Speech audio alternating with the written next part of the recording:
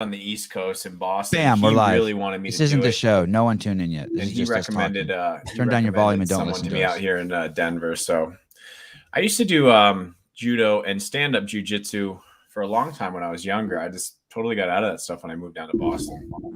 CrossFit ruined all my other sports, Jay. Dude, now you're in Boston now? No, we moved. My wife and I moved out to Colorado in June. Oh, so you're near HQ then? Pretty close, yeah. We're like 30 minutes away. And what are you doing with HQ now? Are you what are you doing with them? That's a great question. No, I'm helping them run their CrossFit affiliate program. So all the content programming, all that stuff that goes with that. Nice. How's that been? Good. You guys start charging, I think, in like a month. Yeah, and January 1. Yeah. Nice.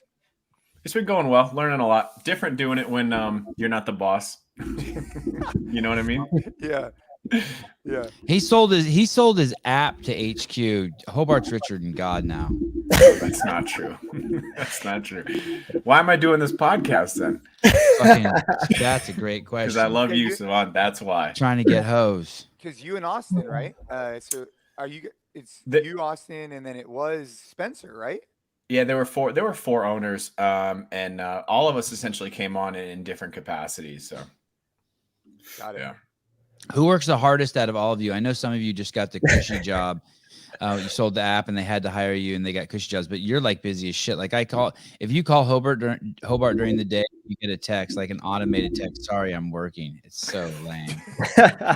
It's just a robot face. Sorry, I'm working right now. Yeah, it's so lame.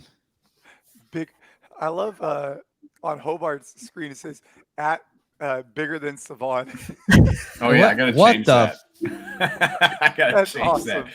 that. How do I change that, Susan? I'll change it. Do you want to change it for you? Oh, there he is. All right, Brian's here. The man of the hour. Jason, do you know Brian Friend? Oh, there we go. Brian, we've met before, right?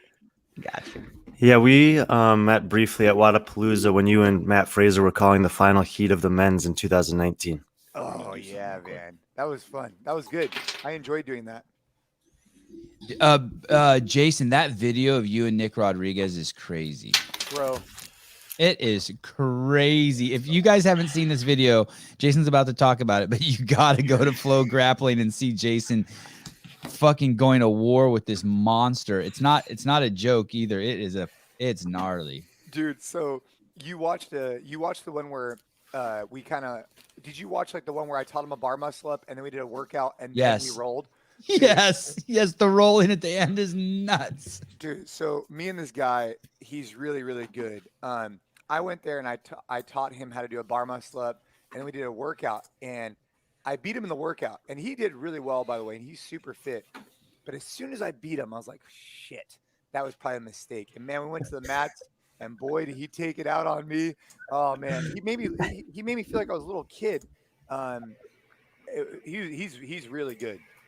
Hey, this guy that he was scrapping with, he's a purple belt, but on Flow Grappling, they have a 45-minute video that calls him the black belt killer. I mean, he has a target on his back that's as big as I cannot believe the size of the target on this dude's back. And it is crazy some of the positions he gets Jason in. I mean, he picks you off the ground a bunch. Dude, I mean, and he's a big ass guy. I mean, I don't know exactly how tall he is. He's like 6'2", 200 and whatever pounds. Okay. And just really talented. But yes, he black belt, they call him the black belt slayer. Sorry. Yes. It's interesting because in ADCC rule set, you just had a 16-year-old who, if I'm not mistaken, is a blue belt, just win ADCC trials. So this guy, 16 years old, blue belt, has been rolling jiu-jitsu for a long time. But you can't get, or you don't get traditional belts until, if I'm not mistaken, what is it, 16, Sevan? I don't think you can be a black belt until you're over 16. That's all I know. I just listen from the sidelines. Yeah. And so you make shit up and I'll just nod and agree with you, Jason. This kid's been rolling forever. And he just won the ADCC trials, which is like a huge, huge deal. And so now he's going to the biggest no-gi grappling tournament in the world coming up in Vegas. What does ADCC stand for? Do you know? Abu Dhabi Championships. So it started. What the history of it is, if I'm not mistaken, is that it started off in Abu Dhabi. There was some type of royalty who became fans of, who became fans of jiu-jitsu. And then they made this tournament that actually got people paid as much as, more than anywhere than they've ever had in the sport. And now it's expanded. So now it no longer is only in Dubai. They take that tournament and they go to different areas around the country or the world each year or every 2 years. In that video that Souza was just showing, he's like, hey, grab your trap. I'm like, how the fuck is Jason supposed to grab his trap from around your neck? Were you able to grab it? Dude, yeah, I mean, he taught me the thing about jiu-jitsu that I fell in love with is just the fact that like it's the game of like subtle technique and subtle changes can make a big difference. So he went from like choking me kind of to then squeezing, and it felt like a fucking anaconda was around me, and I was very uncomfortable. I hear Jason fine. Someone's saying Jason's audio sucks. Does anyone else? I don't have that issue. No, his audio doesn't suck. It's coming out fine. I just lowered mine, so maybe that will make it so you guys can turn up your computers more and not have to listen to my big mouth. While we fool around with the look at Jason, this is what I was telling you about. BarbellJobs.com. It's a place where you, as a multiple gym owner, if you're looking for insane talent, you can make a post on BarbellJobs.com. And they'll find people all around the world to come work for you. Yeah. I'll be posting my resume up there, Jay. So if you want to set up an interview, I'm ready. Yeah, I'll keep you posted. And I love the way it went across the screen. Yes, it is beautiful, right? I feel like we're at like the beach and there's a plane flying across with the Barbell Jobs. And anyone wants Jason's phone number, here it is. You can call him day or night. There's his phone number. He's there for you. Just give him a call, and his voice might sound a little different though. Right. Sevan was telling me that he has a really cool platform for podcasts, and I had to see it. And of course, I think he's half showing off right now. Oh, so showing off. Someone, I put this outfit on today because when I used to wear these glasses, people would tell me that I looked like I was like the Syrian ambassador to America. And I know that Jason is Persian, and I was like, all right, I'm gonna get dressed up for Jason. This isn't a joke today. This isn't a joke. Oh, you look bam. Thank you. You look all right. Brian, you ready for us to just tear into your show? Oh, Brian, I got a question for you before we start. So you guys know, this show is the top 10 greatest CrossFitters of all time. This is the official list. This is more permanent than the 10 fucking commandments. This will be etched into the ones and O's of the internet forever. Brian actually has a tattoo of these 10 right down his each cheek. Men, women. No, I have the men and women there, but on my spine and my back, I have the combined list, men and women integrated. Nice. Yeah, you haven't seen that yet. No, it just says Vellner, I think, down your spine. Ooh. Yeah, I know, but then he didn't win this year, so I had to get that covered up. So I covered up with this list. Are there going to be any allegations on you after this list here, Brian? You're not going to be canceled again, are you? Canceled. I think that's still a raw spot for him. Sevan would say it would be advantageous for me to get canceled. Then you could be honest. Brian announced that Matt Fraser was a better CrossFitter than Tia-Clair Toomey, and the world exploded on him. I was thoroughly offended. They lost their mind. Sexist. You didn't even really say that, did you? No, he didn't. It wasn't even that. It was like that he would even compare the two. Yeah. Before we start, Brian, I got a couple questions. How close is number 11 to number 10? It was. I actually felt like the 10 was a perfect cutoff. I felt like there was a pretty big distinction between the top 10 and the next 10. Okay, and so do you think that this list is safe regardless who wins the CrossFit Games next year? Not necessarily, because there's a minimum requirement to get onto this list, and Justin Medeiros hasn't met it yet. So if he wins, how did you create the list? Like, do you give points for something, or how did that go, right? Hopper. Oh yeah, Hopper.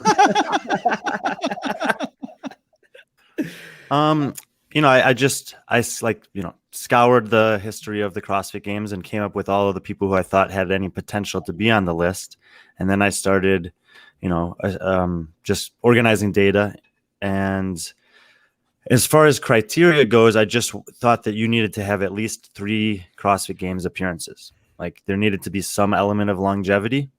So this year, Haley Adams would be eligible because now she's had 3 years CrossFit Games experience in the elite individual division. Justin Medeiros hasn't yet. So he's not in contention to even be on this list at this time. But if he were to win, but James, you are James? James is in contention. We'll see if he shows up. I've had 3 appearances, I think. Hey, these people are saying they can't hear me. You guys can hear me? Yeah, I hear you great. Your mic's, it's not super loud, but I can hear you fine, Jay. No distortion or anything. Yeah, it's weird. You really can't hear him? Don't piss me off. Hey, do you want to log out and log back in? I mean, Matt Reynolds says he can't hear me. Oh, Eric says sounds good. Eric says Matt, sounds you're just good. not tuned into his frequency, his higher frequency, his higher level of consciousness. Yes, it's just way quieter. So maybe that's on your guys' end. I don't know. He's just over your head. Oh, let me see. What if I just turn up all the mics? No, well, you could turn up just Jason's mic, which I tried to do. I don't give a about you or anything that you do. I mean that Harold can hear me. That was just really showing off for Jason. See, lower levels than everyone else. I just turned up my microphone. I thought that would help, but maybe not. I'll turn Sorry, it down. No one wants to hear me anyway. This is not fancy enough to. I adjusted his mic up now, so we'll see. I hear Jason just fine. All right, so I do have a question. I just turned up Jason's full blast. You're at 11, bro. Oh, way better. Hey, so I have a question for Brian. So a while ago, they did a similar analysis for the CrossFit Games athletes. And what they did was they gave, like, if I'm not mistaken, 3 points for first, 2 points for second, 1 point for third. And they took into consideration all those different things. Is that similar to what you did? Like you gave a point system based on those? No, I didn't have a mathematical point system for it. I think that a mathematical point system can be helpful in some regards, but to me, you also have to consider, the era of competition, the good performances as well as bad performances, and then there's like external factors that I don't think that a mathematical system like that can account for. Got it. So what you're saying is that like a first place maybe in the past is like only 1 point, whereas a first place now is like 3 points. Not even necessarily that rigid. Oh. And I just I've gone back and watched every CrossFit Games and every event and every CrossFit Games that these athletes have done 5 to 8 times over the past 8 years.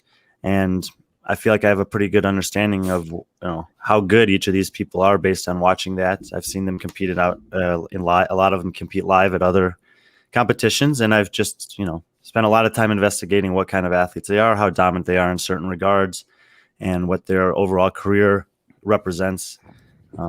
So I mean, you guys are certainly welcome to challenge me, but I feel really confident with these 10. And then last question on this, and then I'll let you guys keep on with your show, which is. Would you say that it's similar to the way they've created like who the legends are at the Rogue Invitational? There is no like concrete reason for it. It just kind of yes, there is, Jason. Yes, there is. What? It's all rogue athletes. Sales. It's how much money you've made Bill and Katie in t-shirt sales over the years. Those are the don't fucking get confused, Jason. That's all. That's friends. Khalipa's room looks scary. Wad Zombie. Your name's Wad Zombie. My room looks scary.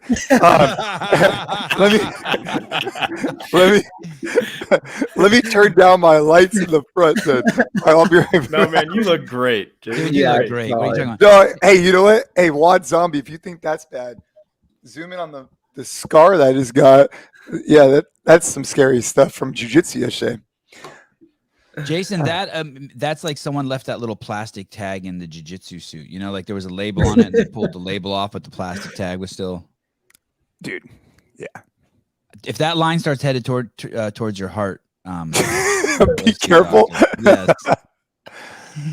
Brian, one more question. So this doesn't include Masters wins or team competition. This is only factoring in the athletes' individual careers at the games. Or women. Rich would have that, right? So this doesn't include teams, Masters, or women. For the top 10 CrossFitters of all time, men, just men though. And would not say kids that. either. All seriousness, not kids. No, I'm only really factoring in what they've done at the games as an individual in their career for this. I wonder if there is some sort of like if you won 3 teams, it equals 1 individual, or if you won, like that lady has won now 5 Masters in a row, right? Susan Clark, she's undefeated at the games. Yeah. Yeah, I wonder if that's like some sort of like you get one that's tantamount to 1 individual win. It's incredibly impressive. I would consider her to be the most dominant athlete that we've ever had, but that's not the list we're talking about today. Okay, great. Well, that'll be another show. That's another $50 I'll make. No, Brian hates the age groups as much as CFHQ. Come on, Jim. That's not a fair shot, man. He doesn't hate him as much as me. Yeah, no one hates him. If Jim goes and researches my work over the last 2 years, he'll know that that's not true. Yeah, Jim. Do your research. Michael Birchfield looks like Alex Smith. Oh, kind of. Not quite as handsome. He does look like Alex Smith. Yeah, a little bit.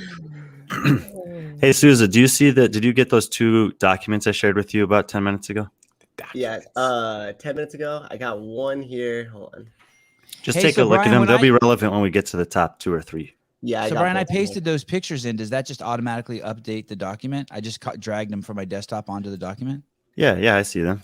Okay. And that first athlete, you can erase the layers of the picture. I put in like 6 pictures or 7 pictures of that first athlete. Okay, well, you guys are in charge of what's going to be displayed here on the screen. I'll just talk about it. Okay. All right, let's do this. Do you want to show the 10 that just missed the list? Oh, Yeah, sure, let's that's start great. there. Yes. Flash. Okay, well, they're up there on slide number 2. Okay. Hey, Sevan, does this sound any different or is it the same? I think you sound great. Yeah, Sounds I Brittany, you guys are getting in my head a little bit. I think maybe now people are fucking with me. Like, Sevan,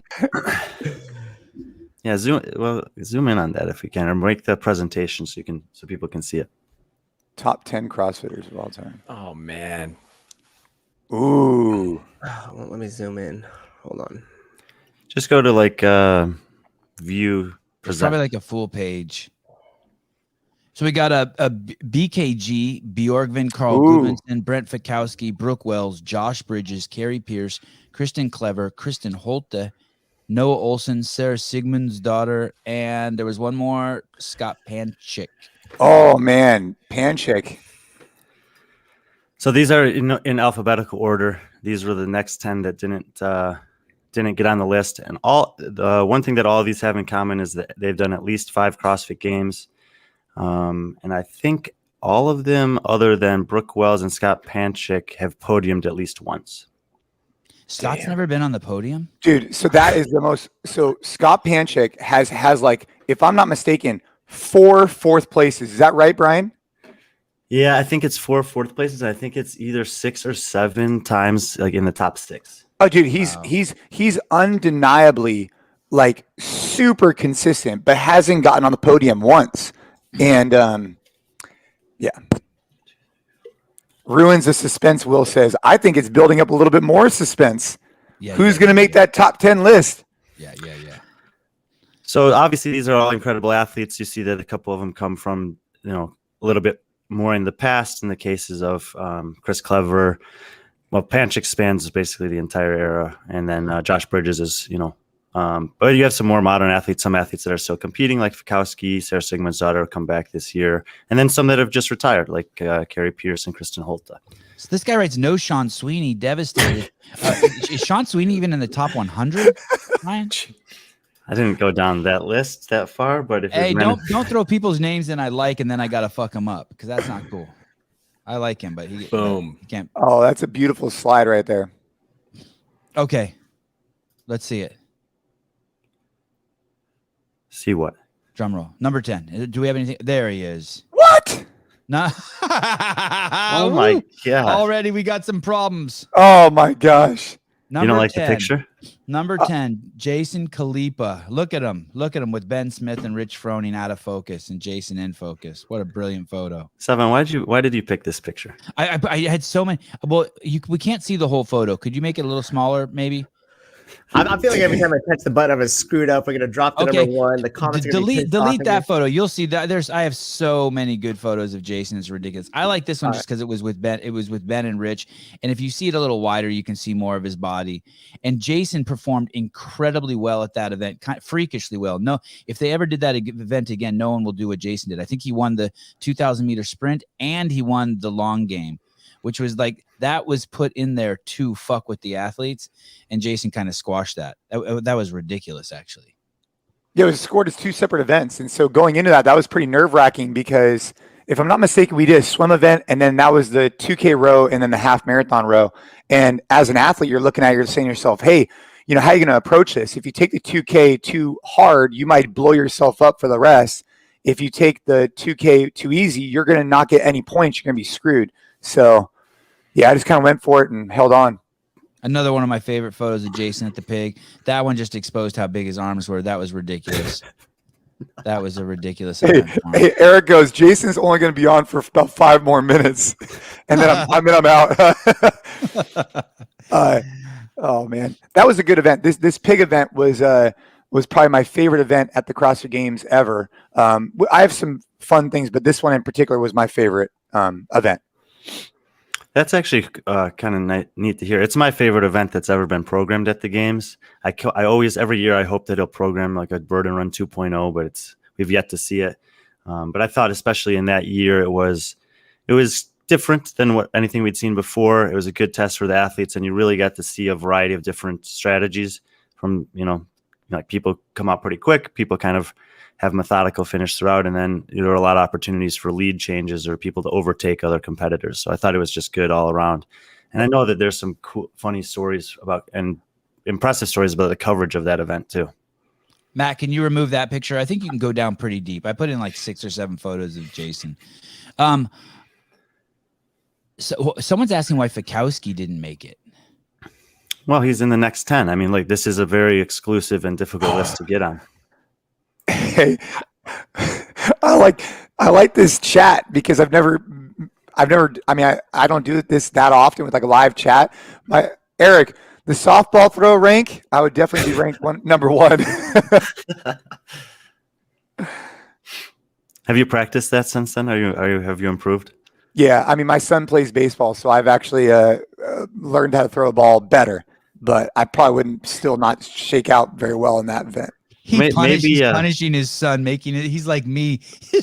Everything that I suck at, my kid's now doing jiu-jitsu, dancing, all that shit, tennis. Yeah. Right?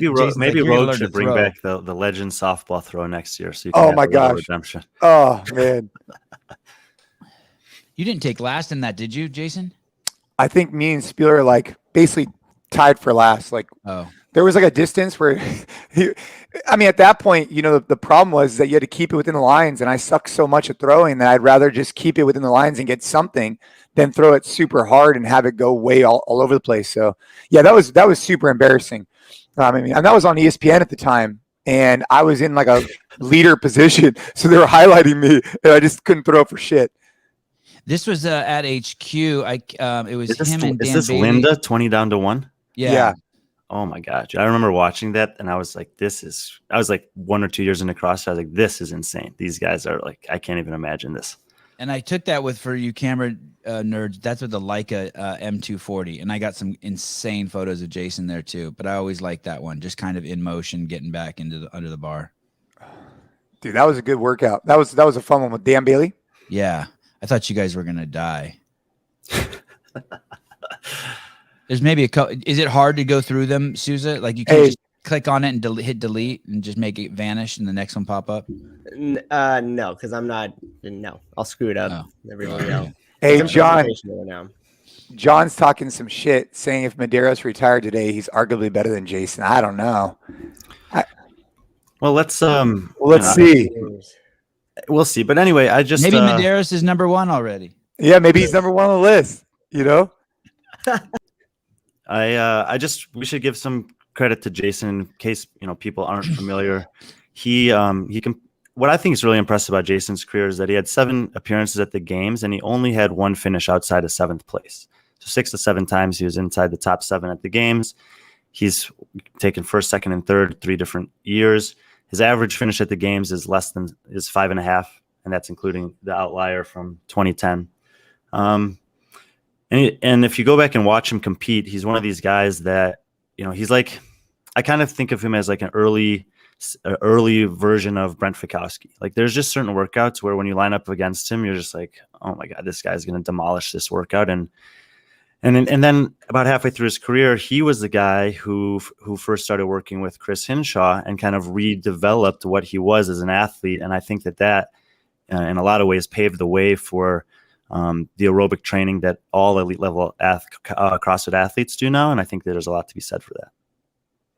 You guys are mentioning Medeiros because you guys have a sort of this disease that comes with all sports, and it's not a dig at you guys, but there's this disease of what have you done for me lately? And recency bias. It's a real disease in the sports world. It's like, and I get it. I'm like that too. Like, fuck Conor McGregor. Bye. Who's next? In 2009, I think maybe you could also crown, I'd be curious what you think about this, Brian. You can crown one of the greatest comebacks in CrossFit Games history, if not the greatest, was also Jason would be at the top of that list. From the year that he won, 2008? 2009. 2009, he collapsed on the field. It was the first time, it was probably the heaviest. No one thought anyone was going to be able to deadlift 500 pounds.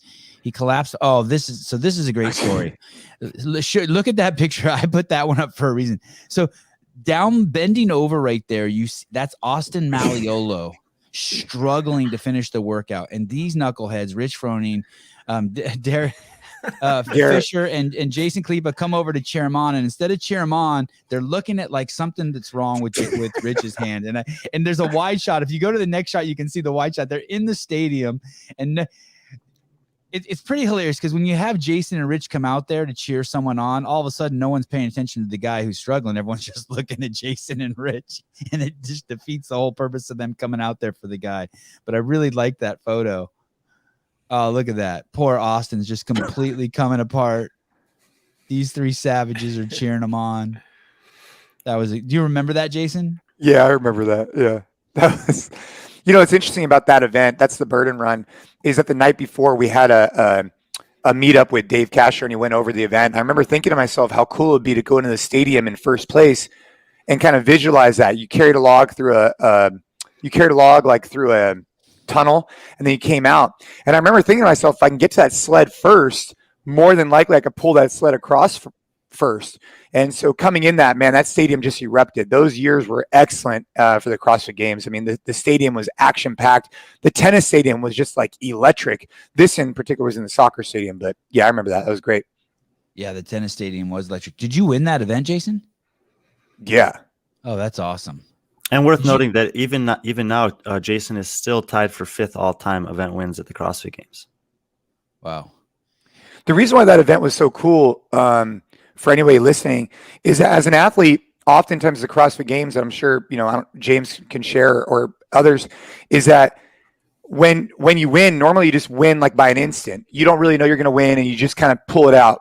But in some events like the row or even the burden run, I had some time to kind of like, while I was still finishing the event, know that I was going to place well or win. And so I was able to kind of like take it in more. And in the burden runs case, I took the sled halfway across before anybody even entered the stadium.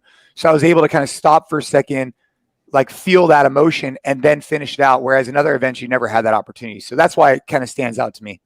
That's cool. That's a great description. That's great insight. And he's right. You don't see that often. Hearing him talk about that reminds me of Fraser in 2017 during the Fibonacci finale, where he finishes the minimum work requirement and he's just kind of takes the moment to appreciate what's going on before picking up the kettlebells. So that's cool to hear. And this may be one of the. How long is this top 10 going to take to get through? We're only on number 10. We're going to be here till noon. Oh no, the rest of them. No one else gets this many pictures. No one else. This is a special tribute to you, Jason. Everyone else he gets one photo. He called me yesterday and he's like, so Khalipa's coming on the show, and he was like curious if he's going to be on the top 10. I said, well, he's actually is number 10 on my list. So I said to Sevan, I said, I know you probably have a lot of pictures of these athletes. So if you want to pick one from your Rolodex. And so he wanted to do this for you. I'll give you an interesting story about this picture. So this picture, I think I'm doing a dumbbell snatch with a 100-pound dumbbell, or maybe this is 75. I don't remember. But at regionals one year, they brought a 100-pound dumbbell. I don't know if James, if you remember this, but as soon as they announced it, I went to a traditional gym and got a 100-pound dumbbell because I had never lifted one before in a snatch. We didn't have one at the gym. And Neil Maddox was my training partner at the time. And this guy's whipping that thing around like it's 10 pounds. And I barely could get it over my head. But after training with it for a while and developing proficiency, him and I went at it hard at regionals. And this might be a picture of that. But it's just interesting to see how literally a month before regionals, I wasn't even able to get over my head. But after training, this goes for anybody who's developing some level of proficiency and getting more comfortable with the load. It made a huge difference. I think I can see that's the 70-pound. I think I looked for 100 pounds, but I was going to be all night. I think this was that event, Jason. This event was it was 100 pull-ups, 100 something, 100 single leg squats, and then it finishes with 100 snatches or something like that. Yes. Some combination of those movements. Yeah, remember that one? That one was that was tough. That was a good one though. Long, tough. Yeah, really long. Wall balls, chest bar pull-ups, pistols, and dumbbell snatches. 2014. I miss those 100 regional workouts. Always got to get comfortable with the load. That was for Hobart. That was for Hobart specifically. I practice with all loads, Jaden. Thank you. Hey, Melissa, thanks for that comment. Ava is doing well. She's 3 years out of treatment. So we got 2 more years until we pop the champagne for fully cured. But thank you for that. Cool. Good to hear. Very good to hear. When you see that popping on and off like that, that's because Susan and I are dueling. We both have access to the back end and we're clicking. All right, should we look at number 9? Do we have any more Jason pictures? There might be one. Do we have I just want to say, Brian, thank you for including me. I hope you didn't just include me because I was on the show today, but I appreciate it. It's an honor.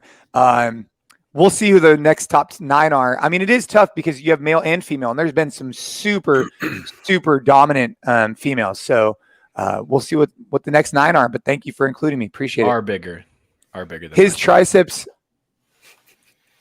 It's not good camera angle. Not a good camera angle right now.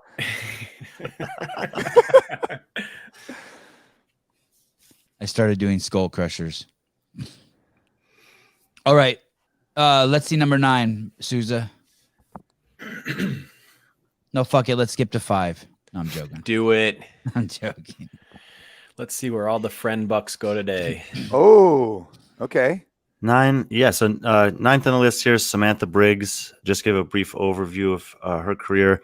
9 times to the CrossFit Games. She was the CrossFit Games champion in 2013. That's the only time she's been on the podium, interesting, but she has been 4th 3 times. She has had a little bit of an up and down in career. She's always dealing with some injuries, but it's actually one of the things that I think makes her most impressive is I don't know if we'll ever see a person who is more resilient in terms of bouncing back from seemingly traumatic injuries than Sam Briggs. Obviously, she's got a nickname that's legendary and in the engine, and she's just continuing even now to redefine what's possible and kind of establish a dominance in terms of continuing to excel at the sport as she's basically approaching 40 now. I think she's going to be 39 or 40 this competitive season, and she's still relevant in these competitions and making it to the games. And we see what's happening, that there's 17-year-olds that are making it to the games. And so she's pushing the borders on that end. She has 11 career event wins, which I think is still 4th all time for the women. And she has some of the most iconic performances in games history. She's also beaten, she's had a couple of events where she's been able to beat all of the men in those competitions. She's dominant. She has a great record in the off-season competitions. And she's just an incredible person. When she won the Spirit of the Games award that one year, I think it was, that Spirit of the Games award seems to be becoming more of like a lifetime Spirit of the Games award, in my opinion, with the way that they're awarding it, which I think is totally fine. She's completely deserving of that. And there's actually some people I've spoken to who have known Sam since and known her as a competitor since as early as 2010 during the sectionals, like at a parking lot somewhere in the UK, and they said, if you made it, he thinks that you can make a case for her being the greatest CrossFitter of all time. I don't know that the numbers necessarily support it against everyone else, but just in terms of the raw capacity of who she is and what she's done, it's really impressive.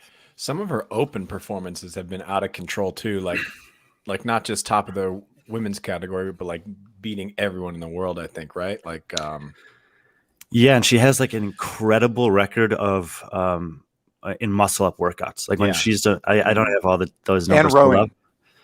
Yeah, great. That row, dumbbell, hang clean and jerk toe to bar open workout. I remember she like annihilated that thing. Yeah. And this one, actually, the pitch that's on the screen right now is from, and Sevan, correct me if I'm wrong, Santa Cruz in 2014. It was an open event with, if I'm not mistaken, 4 CrossFit Games champions. The only reason why I know is I competed against her. And what was interesting at the time, I mean, I'm pretty sure, I'm actually 99% sure she beat me, and her and Rich were battling it out. Is that correct, Sevan? Do you remember? That's how I remember it too. Yep. Yeah. And she just smashed those burpees and thrusters. She's super. And I think at the time, I don't know if it's still today, but she was a full-time, is it firefighter or is she still? I think she was a firefighter. I don't think she's anymore, but you're right. Yep. I forgot about that. Something else about her that I think two of the noteworthy things about her, didn't she win the games and then not show up the next year because she didn't go through regionals? Something about the handstand walk got her out. That's one of the more bizarre and sad events in CrossFit Games history, if you ask me. I'm not putting the blame on anyone, but it's nuts that you can win the games and then be knocked out of the regionals by handstand walk, in my opinion. And whoever won it the next year, I don't know who won it the next year after that. Camille. Yeah, sorry, but I just think that's a problem there with that. What year was that? 2014. Yeah, to put an asterisk by that year. And the second thing is, I don't know about putting an asterisk. two asterisks. Just because I mean, the competitors knew what they're getting themselves into. I mean, I remember at regionals, Hobart. I don't know if you remember. I mean, dude, leading up for that, I was freaked out. I practiced handstand walking every day for like a month because, dude, one finger hit the line, you were out. And so, like, she knew the rules. I mean, Jason, I'm not saying it was in your arms. That was the max. We've seen your arms. Event, you were Jay? born walking on your hands. You walked on your hands first, and then you walked on your feet. You're one of those. Yeah. It was a max distance event. So the way that one went is that you had 100 feet to go down, and then you're able to drop down at the end of the 100 feet. Then you're able to turn back around. Yeah. You could rest there as long as you wanted, but there was a time cap.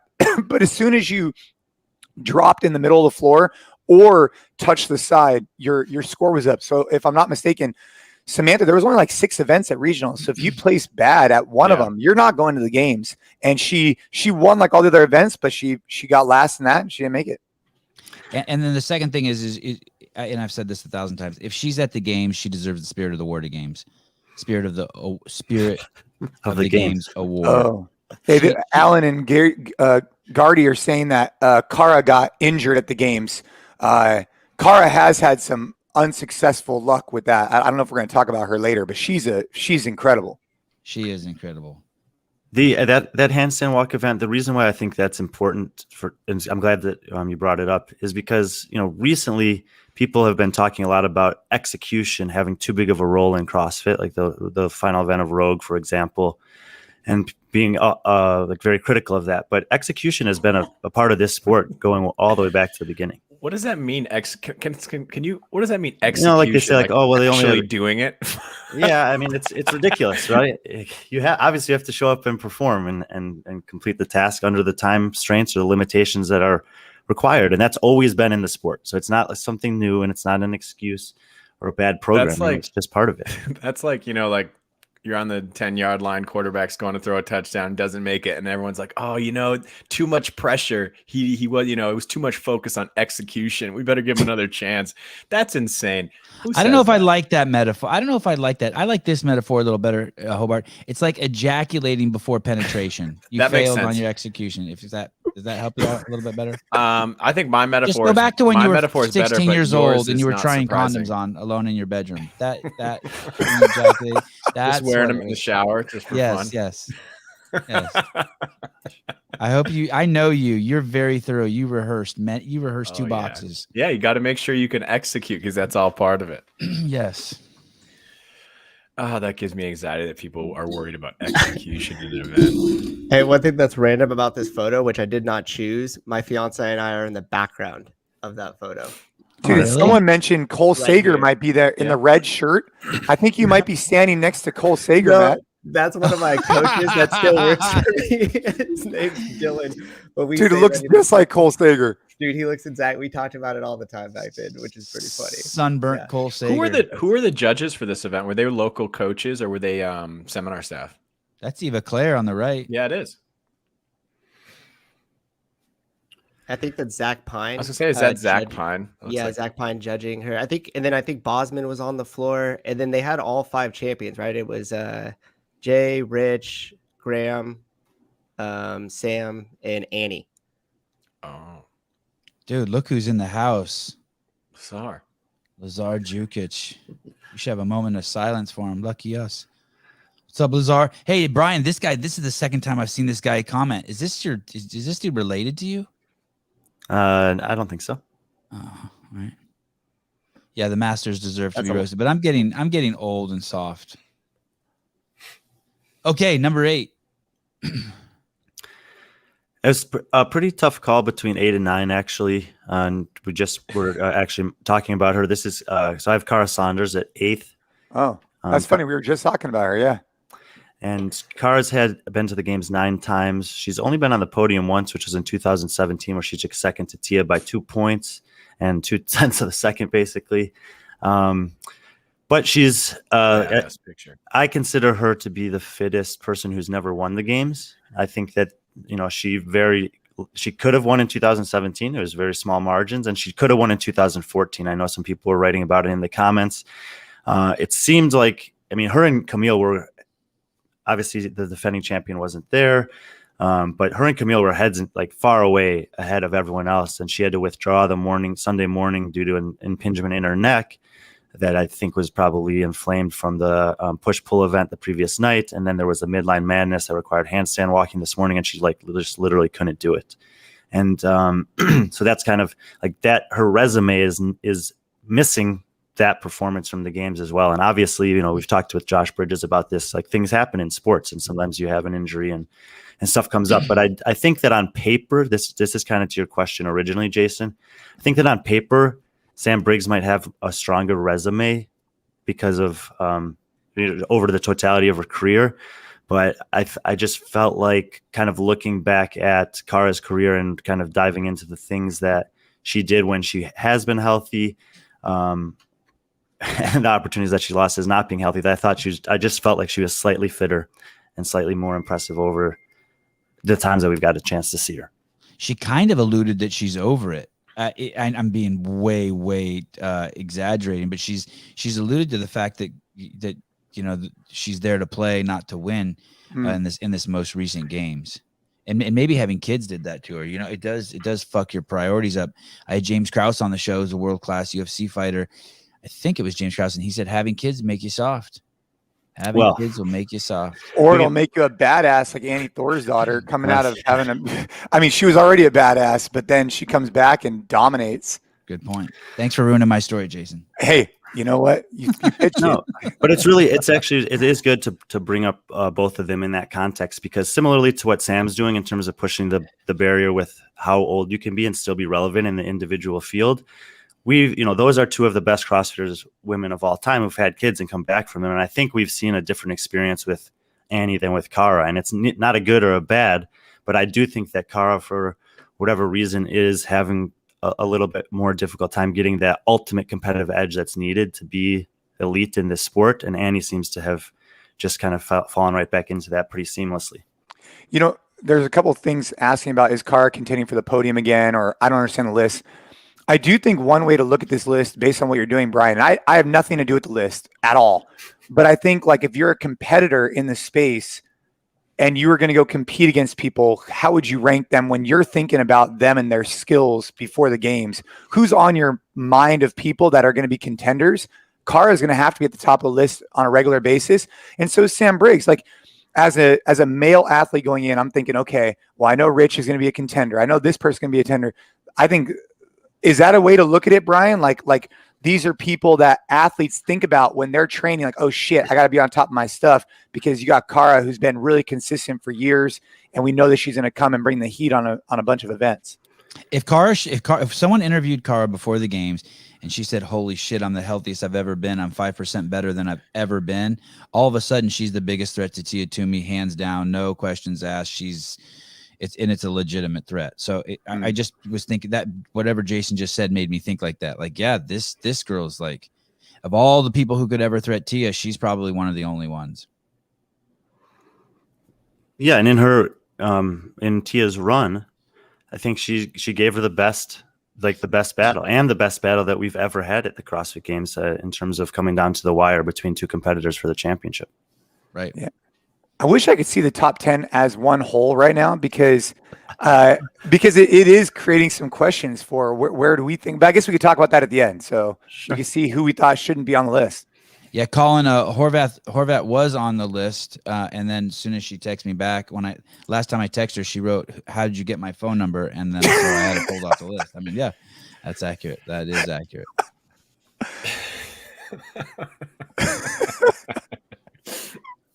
She really did do that, Jason. I texted her. Yeah, she'd been on the show once, and we kind of, I wouldn't say we scrapped, but it was weird. It was a long 90 minutes. It was weird, and I wanted to have her on again just to see if it could be weird again. Yeah. And I texted her and I said, "Will you come back on the show?" She goes, "How did you get my number?" That way. was her response. That was her, nothing else. It was amazing. It was amazing. I just think of it. It's nicer than saying, "Please lose my number." I mean, that would have been really. I would have fucking curled into the fetal position. That was the right response. Okay, number 7. And so even within the top 10 here, I would say that there's a little bit of there's some different tiers of athletes. And I think that Pat's kind of the last one here. Like after the jump from Pat to the next one, I think is kind of substantial. But of the people in the top 10, Vellner has the second least games appearances. He's only been to the games 6 times. He's been second twice. He's been third twice. His average finish at the games, including both the 2019 and 2020, which were, in my opinion, do deserve some characteristics a little different than a normal year, is less than 6, 5.8 average. He's won 5 events at the games, and he's also got just an incredible run since 2016. The only people who've ever beaten him in a live competition during that time are Matt Fraser a bunch of times, Medeiros this year twice, and Brent Fikowski once. He's in every competition that's been a live competition where the competitors have been able to finish all the events, or at least the majority of the competitors have been able to finish all the events. He's been in the top 4 at every competition that he's competed in since 2016 against some of the best guys in the world. If you're looking for the fittest man who's never won the games, it's got to be Vellner. Jason fucking collapsed on the field in 2009, needed medical attention, got up and finished in a better place than Pat Vellner did on the swim. So during that 2000, just to make a note, I mean, there's footage I shot it of Jason passing out. He's running and falls over like a tree that got cut down, and medics run over to him, get him back up, and he finishes, I think, higher than Pat did at the swim this year. Claudius is the fittest man on land. Hey, you know what's interesting is that he has 2 seconds and 2/3, right, Brian? Correct. Get him, Jason. Yeah. Get him. No. I think that brought up a good point. How does Cassin says, how does she rank? We're talking about Kara above Jason and Sam. I do think, just as if I want to poke some holes in your logic here, there is something to be said about podium finishes and finishing the games, right? Like Kara, now that I'm thinking about it, right, I'm going back. How many times was she on the podium, Brian? Do you remember? 1. Yeah. So there's something to be said, like, although I do think she's dominant and people were thinking about her, there's also something to be said about, hey, you got to also finish the weekend. There's a lot of people that start off day 1, day 2 in a very dominant position, but they can't finish. Rich Froning is a great example of someone who consistently finishes. I know it sounds really weird, but I don't know, man. We'll keep debating about the top 10 list, but I like Pat. I think he's legit. Execution matters, man. A lot. Execution does matter, and especially if you're looking at it from a purely numbers-based position. How many times do they win regionals? How many times do they hit the podium?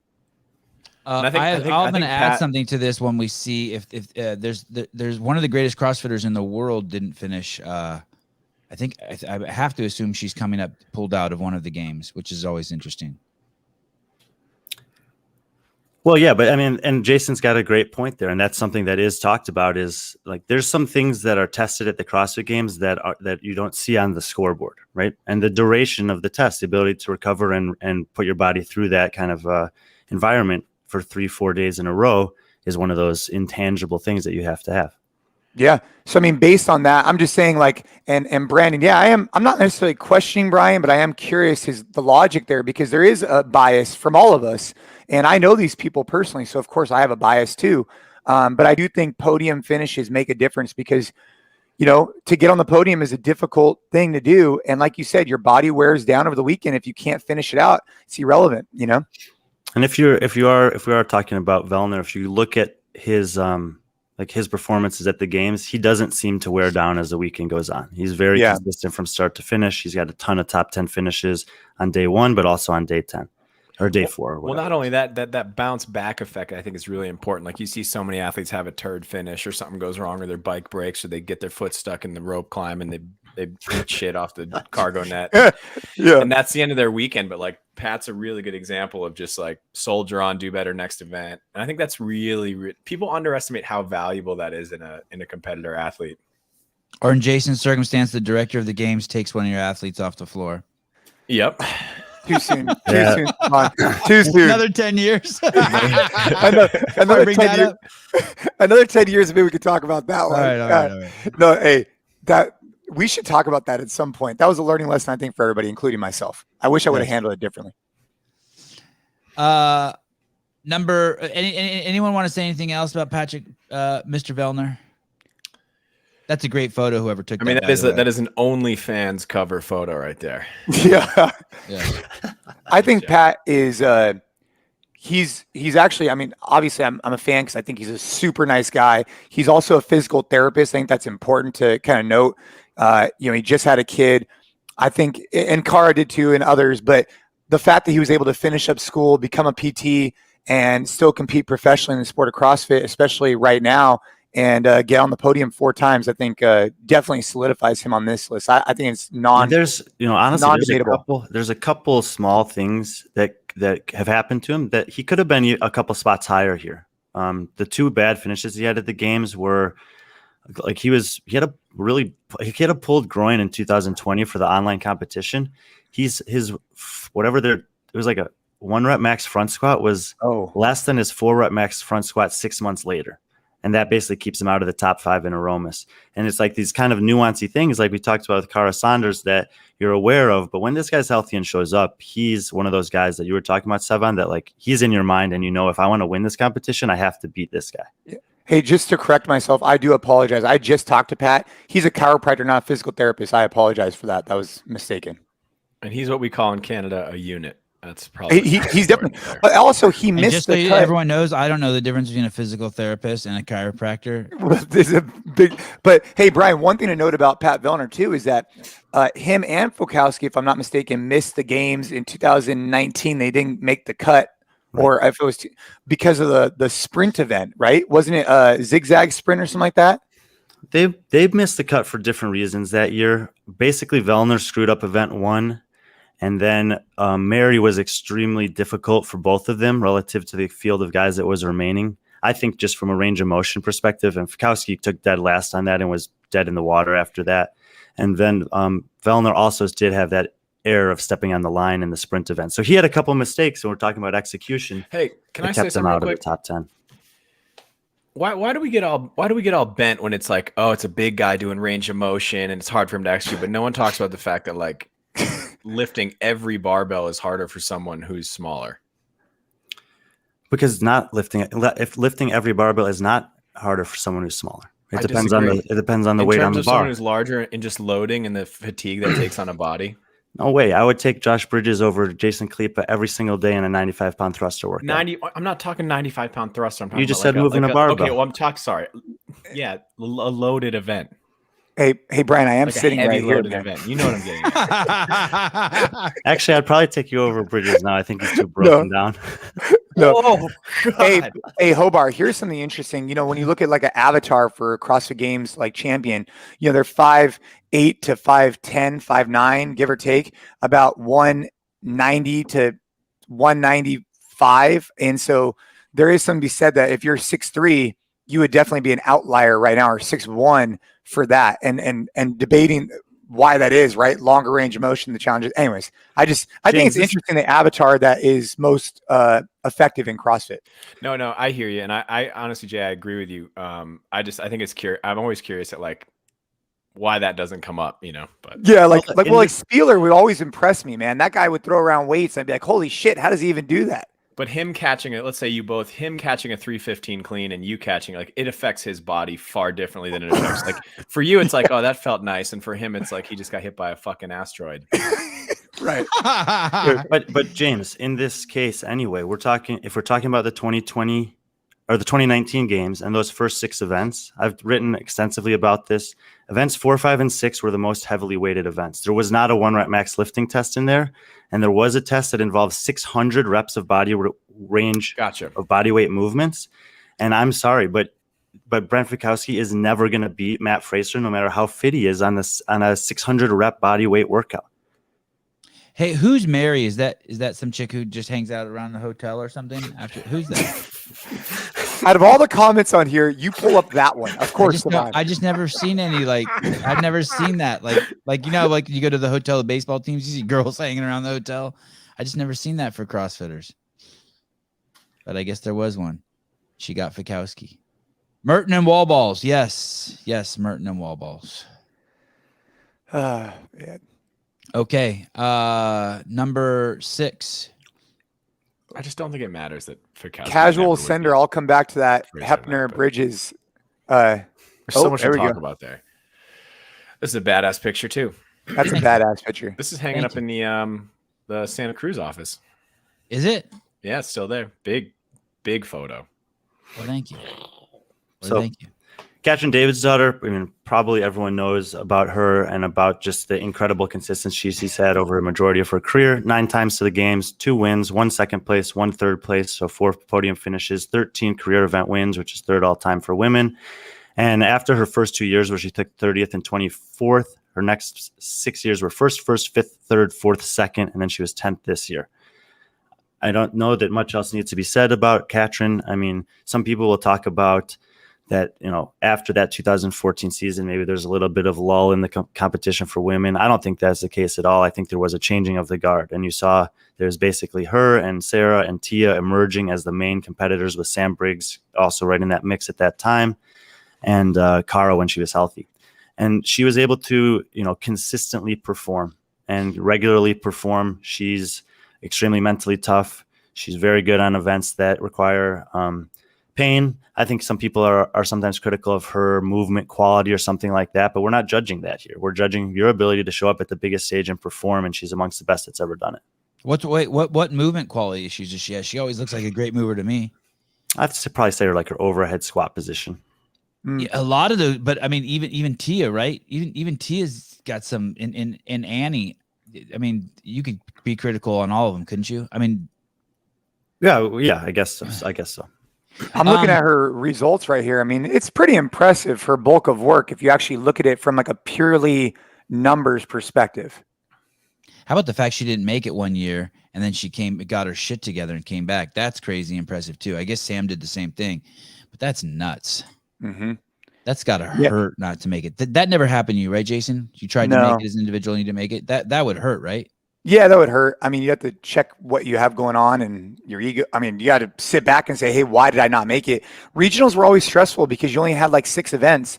So if you weren't performing well on one of those, you're screwed. But, Katrin, I'm really interested in what she does, because at the Rogue Invitational, obviously that was a little bit of a growth moment, for lack of a better term. She was pivoting her coaching situation, obviously with Ben, and then moving back to Iceland. And we'll see what she ends up doing. I mean, she's had an incredible career, but I'm looking forward to seeing what she could do in the future. And by the way, she's toast. She's toast. All toast. What does that aside, mean, toast though? Like, what is that? Like Sam? Like, is that like a Sam Briggs's toast? It's like she's not going to win the games ever again. But her longevity in the sport, I think, is insanely impressive. Hey, once you've been in the top 10 and you're now in the bottom 40, that means you're toast. Well, that's not. No, but I didn't realize. So she took 2nd at the CrossFit Games 2 years ago. No, last year, 2020. In Aromas. When there were only 5 in Aromas. And then how did she do in 2021? 10th. Okay, so I mean, Sevan, come on. She's not toast. She comes off a fourth in 19, a second in 20, and a top 10 finish in 2021. But what I do think is interesting about Katrin, I think it should be noted, what her and Annie are doing together is super powerful, and it's awesome to see some entrepreneurship come out of that and building some solid businesses together. I know I'm kind of taking a totally different tangent than just the results, but I do think that's super cool to see some of these athletes building long-term sustainable businesses and doing it together. I think it's badass. You could say that Katrin's Dottir is like rebuilding, but I don't see it that way. I see it as just falling apart. But it's also because of it's a relativity too, because you have something pushing from the bottom at the same time that she's slipping.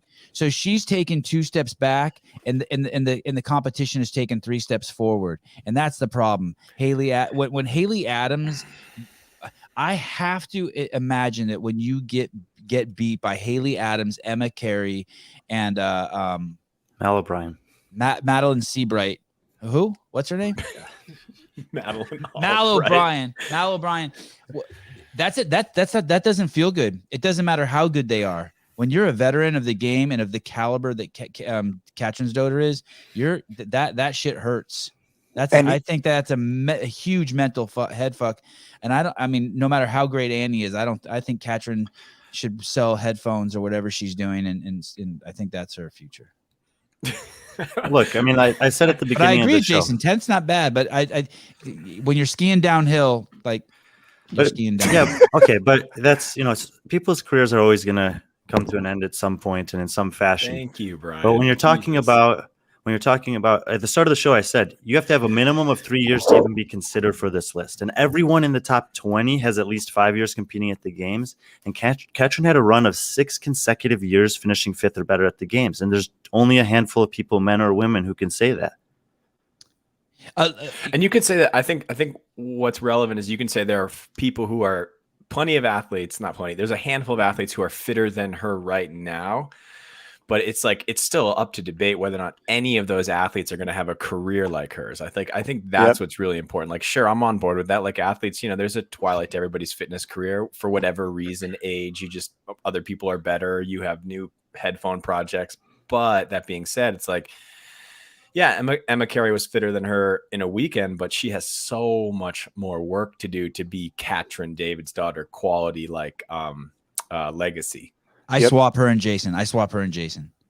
Oh, number 6. Jason. All right, I'm making my way up. Hey, Hobart, number 10. Look at me. That is some hardcore manipulation, people. Don't ever think that I'm sleeping. Hey, I do like what you're saying, Hobart, because I think people listening who are newer to the sport, they want to talk about whoever these new people are. But when you look at the bulk of work that someone like a Katrin or others, I mean, she's been on the podium 4 times, right? 1, 2, 3, 4, and been top 5 basically all the time. There's something to be said about that consistency piece and putting her in this top 10 category. So yeah, I think that's important. I bet you she's inspired a lot of people to do CrossFit too. And a shitload. A shitload. Comments are going. Dude, catch ditch the boyfriend. Dude, I love it. This is fun, man. Savon, we gotta do this more often. Oh yeah. I hope you get addicted. I fully have. Brian's in a love-hate with me because he's addicted. But he doesn't want to do any more shows with me. I think Colin said the most truth all day. I'm like Savon. I just make shit up. Nailed it. Oh man, God. It's called imagination, and it's a lovely thing. You should try exploring it. Dude, he's funny today. He's an asshole. Like this guy just lives in the comments, just yeah, because he's not attacking you. I see what you're doing, Hobart. We should just put a picture. You gotta feed the trolls, man. Feed the trolls. This guy's just fucking attacks for a living. All right, number 5. Here we go. Hobart taking control. Yes. Oh, our boy. What an awesome picture of Ben. All right. That's like the worst, but what? It's a terrible photo, man. What are you talking about? That was probably one of those intern photographers for the games. Are you kidding me? I love that photo. It looks like he's about to start pounding his chest. What are you talking about? He looks like he's choking on a fruit roll up or something, man. And he Can we get can we do a poll with this software? Can we get a poll whether this picture is good or bad? No, we can't. So for those of you who are listening and not seeing it live, Ben Smith is wearing like a swimming compression shorts, and his arms are wide open, and he looks incredibly just normal. And there's nothing too exciting about this particular picture. But I'll tell you what. Go ahead, Brad. No, sorry, Jay, hit it. Oh, I'm just saying this guy is so impressive, and maybe it's just because I'm biased because I've known the guy for a long time. But you look at his bulk of work, right? 2010, 8th, 11th, 3rd, 11th, 3rd, 7th, 1st, 2nd, 8th, 12th. I mean, dude, he's just been super consistent. But in the last couple of years, he's had a little bit of a, rougher go. But there's no debate, man. He's legit. Yeah, he's old. He got old. Competing at what age? 18, 19? Yeah. Funny enough, we should actually pull up a video at some point. I used to do these challenges like maybe 15 years ago, or when I first got into CrossFit on YouTube, and I would challenge people. And if you won, you'd win like a free T-shirt. And Ben Smith would do them at his college like dorm room. I got to find it. I'll send it to Sevan because it's a pretty funny video. Because he got into it when he was like 16, 17 years old, I think. I like that photo. That sucks. This guy. That's a good photo. And I see all these comments of like them talking about Ben being fluffy. Like, here's the deal. Ben just has a shitty tan. The dude is made of granite. Like I think everyone in his family deadlifts 600 pounds. Like Jeez, David Friend. He's like competing with Colin Lawrence in the comments. They just want the asshole award every time. My goodness. Get David Friend. Made his own T-shirt. Good Why job, we man. just take that name from him, Friend. David Enemy. Yeah, man. Ben Smith is Ben's he is the mainstay on the men's side of the competition. He's been to the games 11 times, 4 podiums. He's won it. And honestly, his performance in 2015 is remarkable. Like, if you haven't watched that, and go back and watch, because Fraser will say that he wasn't prepared that year and he didn't prepare the same way that he did in subsequent years, but Ben Smith earned that victory. And look, it's really hard. It's been really difficult to win on the men's side between Froning and Fraser, and he was the guy who was able to sneak in between them and get it done one season. So if you look at the top end performance from Ben Smith, along with the duration over the entirety of his career, over a decade competing at the highest caliber of the sport, the combination of those two things it kind of stands on its own, honestly. Dude. He's so unassuming too. Like, you'll be in a room with him, and so I'll give you guys a funny story. He won the CrossFit Games in 2015. And that same night, he actually slept on the floor at a hotel room that we had because he was doing a business seminar with us the following day. And so this guy just won $250,000, right? Was just interviewed on ESPN or whatever it was.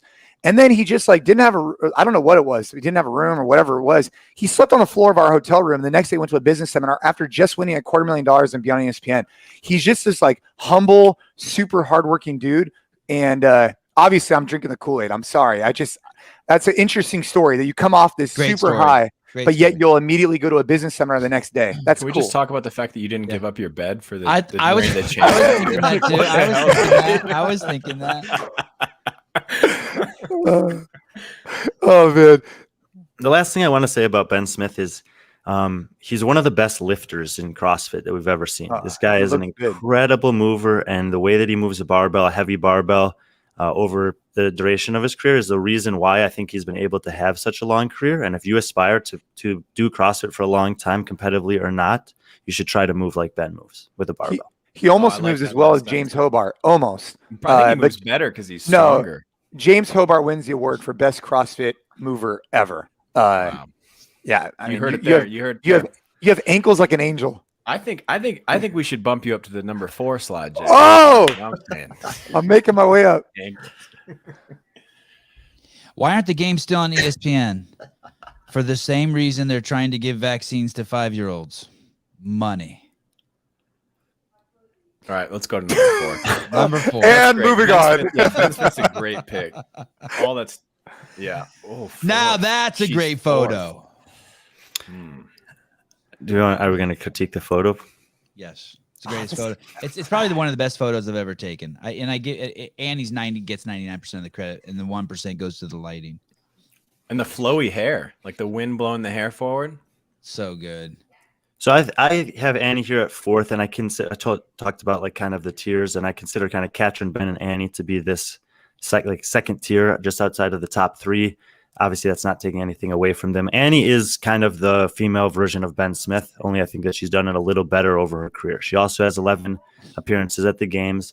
Like Ben, she's competed at all 3 competition venues that the games have ever been at. She's won it twice, back-to-back in 2011 and 12, 2 runner-up finishes, and a third finish. So she's got 5 podiums, which distinguishes her as 1 more than Ben, Katrin, and Vellner, the next 3 on the list subsequently. But also, if you look at when she's been able to do that, and the way that she's been able to bounce back from injury, bounce back from heat stroke, bounce back from having a kid, and continue to rise to one of the top positions, 2 or 3 in the world year after year. Obviously, she put Tia to the test this past month in Rogue in a way that we haven't seen since 2017 with Cara.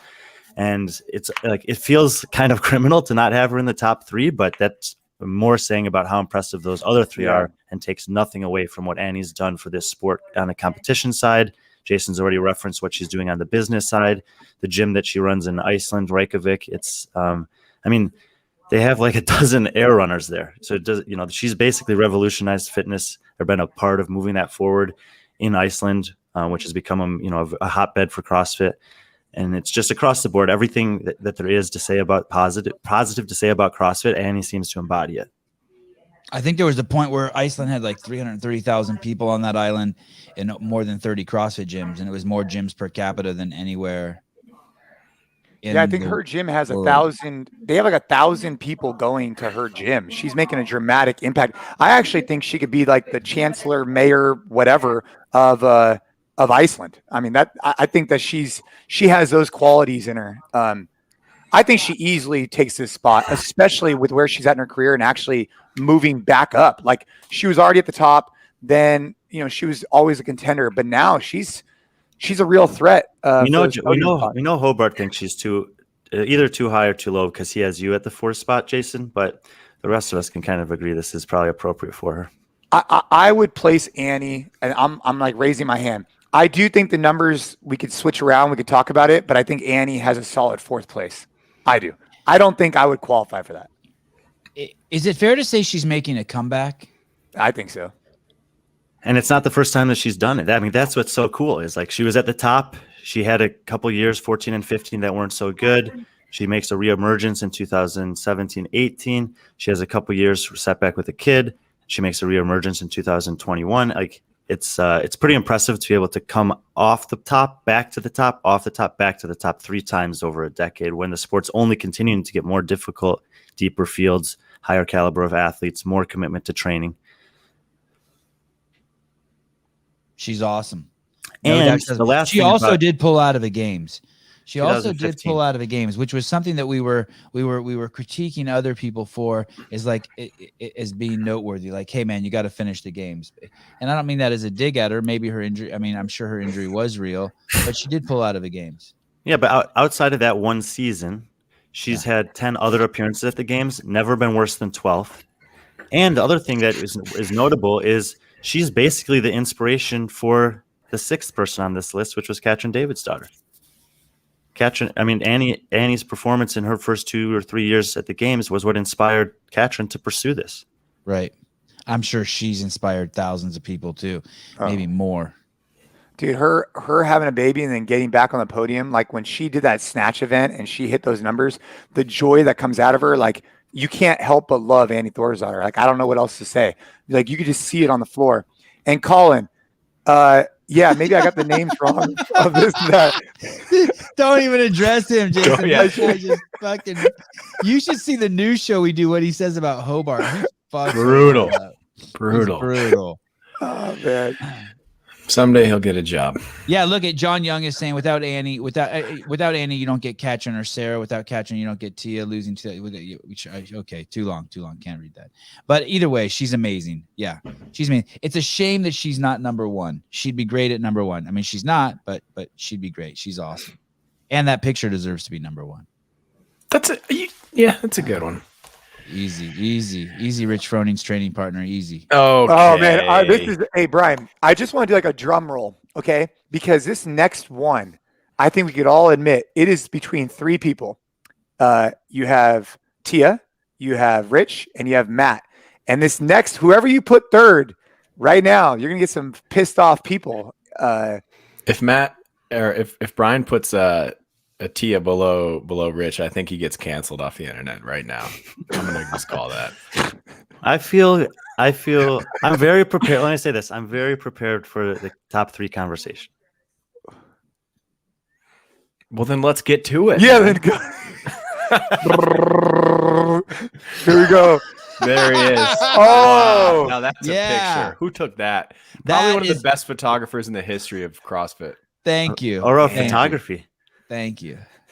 I mean, that looks Okay. like the cover of I don't even know, ESPN magazine, Vanity Fair, Men's Vanity Fair. That swimming event was like just a free for all for photographers. I don't that was like the end all of events. The dudes were all just hanging out everywhere. The lighting was perfect. The reflections off the pool. I have 10,000 insane photos from that event. But none of them are of this caliber. This one stands alone, I think. And honestly, Rich Froning stands alone. Even though he's number 3rd on this list, Rich Froning to me is like Babe Ruth, or he's like Sam Snead in golf, or Jim Brown in football, or Bill Russell in basketball. Like he was just ahead of his time, and he is like Michael Jordan or Tiger Woods in the sense that he redefined what was possible for professional athletes in his sport. And so Rich, and plus when you're looking at just the numbers, like Annie's average career event finish at the games is 5.3. Rich's is 1.2. And the 2 people ahead of him are 1.3 and 1.3. So those 3 statistically are in a league of their own in terms of performance at the highest level. Rich happened to come a little bit earlier than Matt and Tia did. He only competed for 5 years as an individual, and I know that some people will want to point to the continued success he's had on the team stage, which is totally fine, and it's incredible what he's doing there. Obviously, what he's doing in Mayhem rivals what Annie's doing in Iceland in terms of creating an environment for who knows how many people to succeed and flourish and learn from him. we need a Rich Froning Christmas card. I love how Brian's just laying out these like really awesome facts and this is like detailed analysis, and we're like, oh, calendar with dudes half naked. And you know, Rich, he also like Rich Froning on Sunday is a real thing, and Jason talked about it earlier in the conversation. Is, you know, as the weekend wears on at the games, people fall apart, and this happens in sports all the time. You know, there's a reason that professional golf tournaments are 4 days instead of 1 day, because in a 1 day anyone can show up and have a good day. But over 4 days, and especially on that last day when the pressure's highest, when the body's most broken down, what are you going to do? And what Rich did is win. And he won, I mean, I think it was 6 or 7 straight events to finish out his career on Sunday. And he doesn't have the statistical dominance in terms of margin of victory or even event wins compared to Matt and Tia. But he had this like air about him. Jason, James, maybe you guys can talk about it competing against him. But from a spectator's perspective, watching him, you just were like, when he needs to do it, he's going to do it. He's going to find a way to get it done and win. I really like that line. What did you say? The Sunday line? Yeah. I don't know. Yeah. That's like Sunday all out line's there. great. It should be on a shirt, whatever it is, so people like me can see it over and over and over. Sunday's his day. He always did it. Yeah. Rich is legit. I mean, there's no question. And what he's doing on the team side is awesome. But for anybody who doesn't know the dedication this guy has to the sport of fitness, I mean, I could assure you with 100% certainty. I mean, I've spent a lot of time with Rich. I've stayed at his house a lot. This guy is just like from sunup to sundown. I'm sure Hobart could agree with me. Training. I mean, like in the barn, training. And it is just something that he loves and he's going to continue to do. I mean, you can see it with 4-time champion. And then he goes, I think, what is it? 6-time, 5-time team champion? Something like that. 5. Yeah.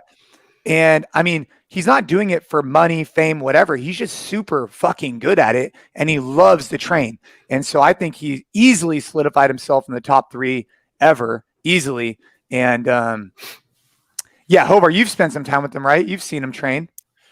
Yeah, I mean, 100% committed. It was, I've always said it was a full-time job, but you know, I think one of the things that went on said about Rich, is I think he was way more tuned into like all of the things needed to win and do it well than everyone thought. Like, I think a lot of people looked at him as just kind of like earlier on, he got that, like, I don't want to say dumb jock rap, but like he's just a fit guy kind of thing. But I think in a lot of you guys who have been on the podium and had top 10 consistent finishes consistently, I think all of you were way more tuned into all of the details needed to win, succeed, do well, what was needed for you than I think the rest of the world recognized. When Rich was a great competitor. So Rich, I mean, I competed with him so many times. You'd be in the middle of the workout or the event, and he'd be like looking at the competitors and evaluating. The way I like to look at it is like Rich was like a Ferrari. And when he was at 80% of his total top end capacity, he was only at 80%. Whereas many of us were at 95% of our top end capacity. And so you couldn't just observe the field and like chill. He was only at a fraction of his total capacity and able to kind of observe what he needed to do to win the event. He still is like that. You know, he's just at the Rogue Invitational fucking drove me nuts. You know, me and Josh Bridges are doing our snatch workout or whatever, clean and jerk workout. And this guy comes out of nowhere, does 2 or 3 to 1 to Miko Salo to finish off and beat us in this event. Yep. He's just like a born competitor, fucking asshole. Gaming constantly. Yeah. Haley was on the show and she said that she never sees him fall down. She never sees him lay on his back. She never sees him goes into the red line. So then a few days later, we had Rich on the show and I said, Rich, do you not go to the pain cave anymore? And he said, pretty much not. He said, I've gotten totally soft. I'm like, the guy's just murdering everyone, but he's saying he got soft. He's been like that for a long time. That was a great question. Did you see Alyssa? Was it Alyssa? Someone asked, how Brian, how close is Annie? What if Annie beats Tia? How close is she to Brian?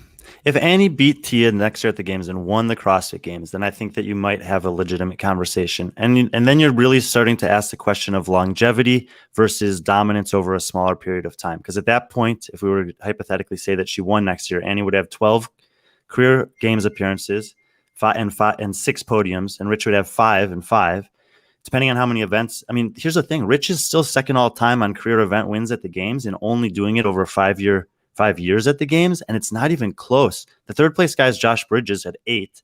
Froning has 16, and Fraser has 29. But we'll talk about Fraser in a minute.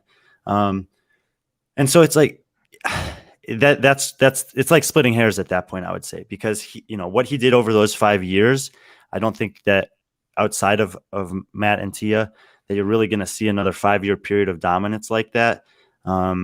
But if you wanted to make a case for Annie, if she'd won her third at this point in her career and in her life, I couldn't fault you for that. It's getting really hard to not to ignore the team victories. It's getting really, really fucking hard. I know this is supposed to be just about individual events, but his longevity and the winning of the team thing is getting weird. Like, it doesn't matter who's on his fucking team. The guy's fucking winning. It's like, I want to throw the teams away. He is the entire team competition. I mean, he's carrying this whole fucking thing on his back. It's getting weird, man. It's getting like it's going to push him to the top of the list and no one's going to knock him off. It's because he's a born competitor, right? I mean, he's able to find a way to win. I think that's an important note to make. Like, whether it was individual or on a team, he's finding ways to win. And that's ultimately what we're trying to judge here. Are you saying that he sabotaged Miranda? Oh, jeez, get out of here with that. Put Jason in his spot. He needs some of that. He's getting all excited. Because I mean, like, you guys would have won that year. This wasn't controversial enough. Let's Jason's too non-controversial. Give him something to get, Brian, in one moment, Brian goes from like solid reporting to TMZ. No. Rich would never do anything like that. Rich would only want to win on the competition floor. Everyone knows that. But if you're looking at his team career, it's obviously impressive. But outside of that injury, NorCal would have won in 2015. Obviously, 2017 Wasatch was incredibly impressive and beat them. And yes, he's been able to do it in a variety of different team formats and competitions, over this time. But like, if you look at their team from this year, like, it's like, come on, man.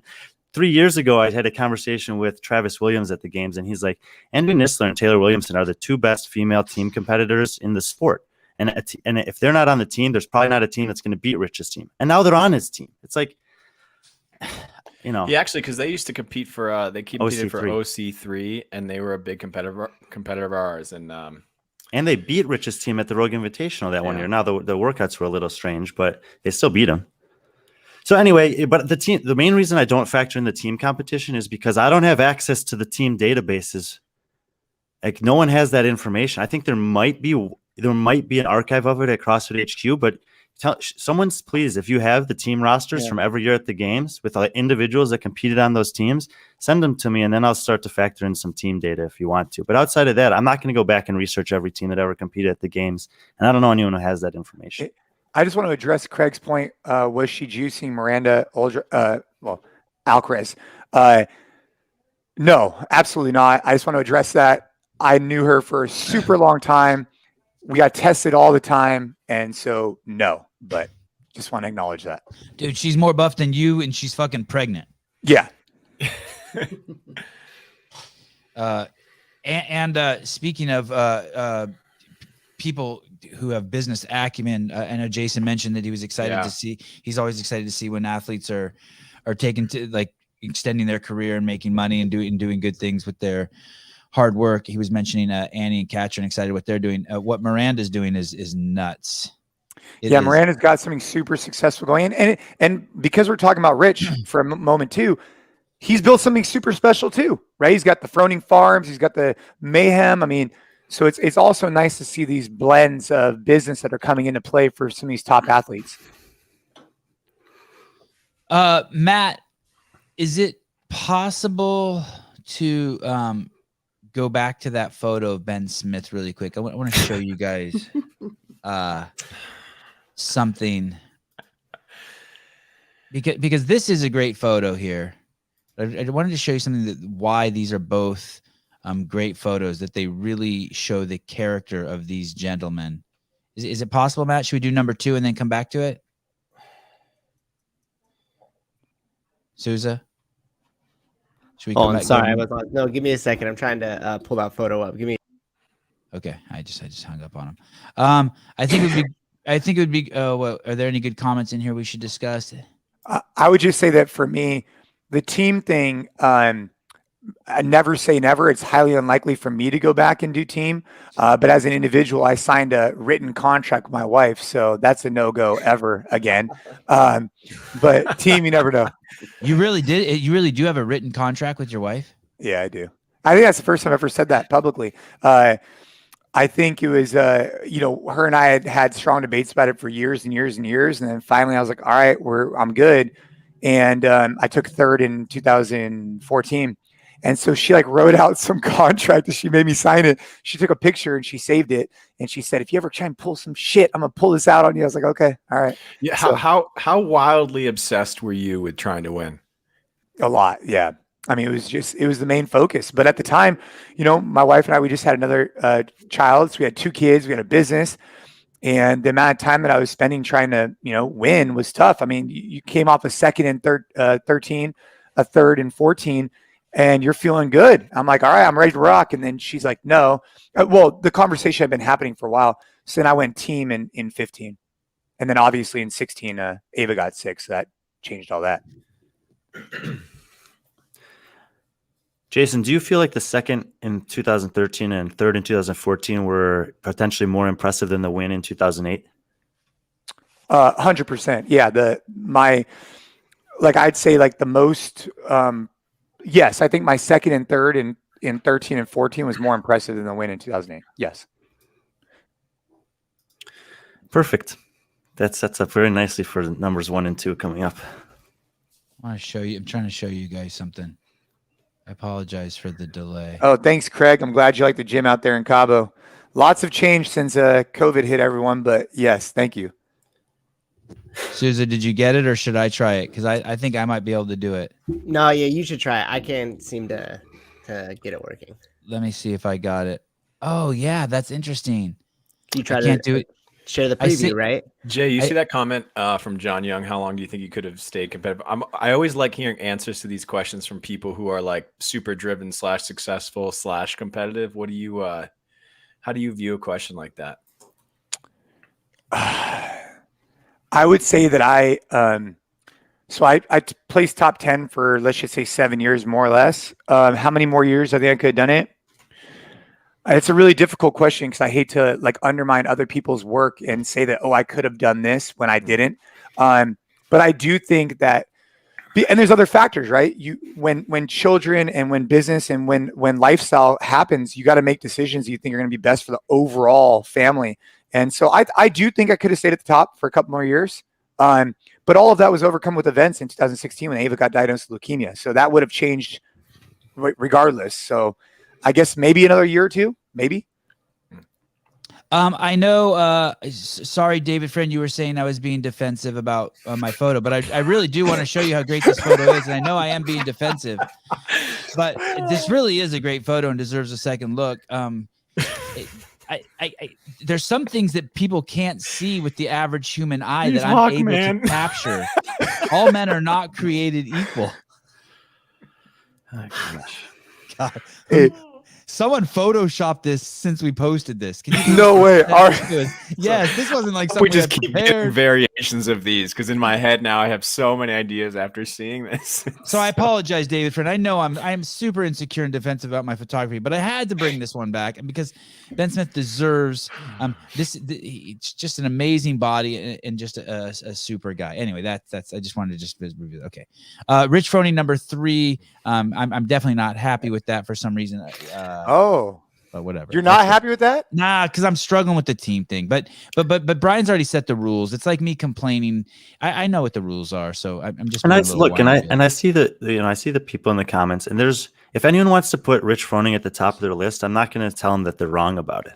I just think that it's like it or not, the sport is continuing to evolve, and I think it's harder to win in the years as an individual in the more recent years than it is to win in the years that he was doing it because there's more people trying to win. And shout out Ryan. Who've got, go ahead. Sorry. Go ahead. I was just going to say, shout out Ryan. Thanks for using our program, man. I really appreciate it. Just wanted to get that out before you go on to the second and see who it is. What? He gets a little more time than that. He gets. Right. I also want to say this. We keep talking about people who've gotten people into CrossFit. Obviously, there was when I've told this story before. When I was at CrossFit Inc., the number one spot in the world for selling L1s, level 1 seminars in the entire world, not Paris, not New York City, not San Francisco, not Moscow, Cookeville, fucking Tennessee. People all over. There were at some point affiliates in 162 different countries on all 7 continents. And where did people come to take their L1 preferenced? This fucking shithole in the middle of the United States called Cookeville. And why? Because Rich Froning's there. Filled with very nice people. It is, and it's not a shithole. I was just joking. That's just California uppityness. But that's a really strong testament to how amazing Rich Froning and the Mayhem Empire are. All right. God, I'm so happy about that. Ben, who made that? Ben Smith. Was that Caleb? Caleb made that, or Will made that? Who made that? That was Will. Will made that. Yeah. Will, you get a raise from $0 to $0. Thank you for your help. Okay, number 2. Ben looks like Nicolas Cage. That's a compliment, man. Ghost Rider is an amazing movie.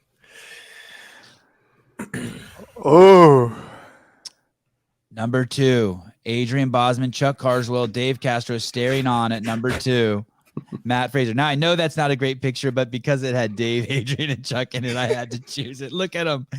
They're all staring at fucking I like this titties. picture. I like the beard on Matt back then.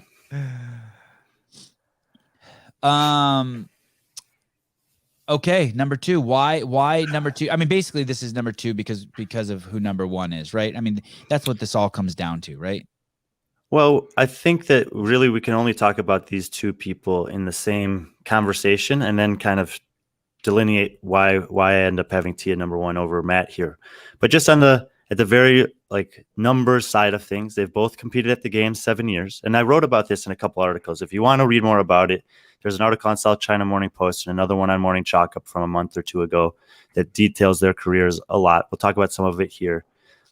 But this is the perfect time really to have this conversation because they've both done 7 years at the games. They've both won 5 times. They both won 5 consecutive times. They both opened their careers at the games with 2 consecutive runner-up finishes. Their average career finishes at the games are both exactly 1.29. The number of event wins that Tia has is 33. Matt had 29. And 13 of Tia's and 14 of Matt's came in 2020. But there's the online, the two-stage portion of the games. The reason that's significant is because after them, the next most event wins all time is Froning at 16 for the men, and Annie at 14 for the women, followed by Katrin at 13. And they had 14 and 13 respectively in one season. But we understand that that season was a different opportunity for them than anyone else that will ever have, because all of those events at the ranch, there were only 5 competitors. And in basically every other iteration of the game except for 2019, which is also a year that they both competed in, Rich never had a chance to compete in a season like that, where half the events were only against 10 competitors, for example. They had opportunities to win events at a higher clip or rate in those 2 years than any of the other competitors really did. So that's why there's a big skew in terms of the event wins, in addition to the fact that they're just incredible athletes. So I have some other stuff that I think Sousa's going to pull up here to let you guys take a look at, and we can talk about it. But otherwise, before we talk about that, if you guys want to weigh in on anything. Those numbers are crazy. You said how similar they are. 5 and 5, 7 years of competing, taking second their first year, all that shit. That is nuts. Hey, Brian, should we take out those numbers? Like, I'm asking your opinion on it. Are those numbers just now irrelevant because of that? Because only 5 people were at the games that year, basically, those event wins. Does that really just, and what happens if you take those numbers out? Does it make them normal, or no, they're still ahead of Rich and Katrin? No, if you take out all of the wins from 2020, they still have the most event wins respectively in their divisions. Okay. But so this, Sousa, this isn't actually the one that I wanted. I wanted the other one. But this is a breakdown of those event wins. And this is one of the articles that I wrote about. And if you look at the wins that Tia and Matt have had at the games, about a third of them were on the same events. But of the other 2/3 of the events, Tia is incredibly dominant on very specific things: weightlifting, powerlifting, and Olympic lifting, running, and swimming. She's almost unbeatable. Fraser didn't have too many things specifically like that he was like unbeatable at. What Fraser was really good at, if you like were really to study the events that he won, is classic CrossFit events, couplets and triplets that just like demand fitness and the ability to suffer. And that's what he was winning events. The hardest events at the games are usually the ones that he seems to win in terms of pain. Who's won the most money? Well, if you're talking about the totality of their career, it's definitely Tia, because she competed at more sanctional events than him. They were both undefeated in their sanctional record, but she just competed more. Well, and she just made close to 300,000 at the Rogue Invitational, so that was a big jump. And we're just talking about competition money, and I don't know about the rest of it. So this on the right here, that's how much podium. Hold on, let me check the numbers. Yeah, that's how much podium Matt sold last week. $200,000. So this chart on the right is something that I spent some time breaking down after the games this year. So we see, if you can zoom in on that, the metric, and then the Fraser and Toomey.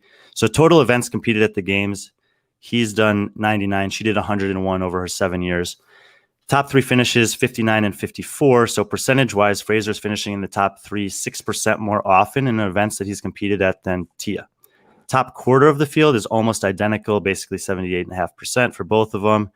Top half of the field, and the reason it's not a specific like top 10, top 20 is because in those relative years, what it meant to finish in the top half of the field changed. If you're only competing against 5 or 10 or 20 athletes, then you have to do better numerically than if you're competing against 30 or 40.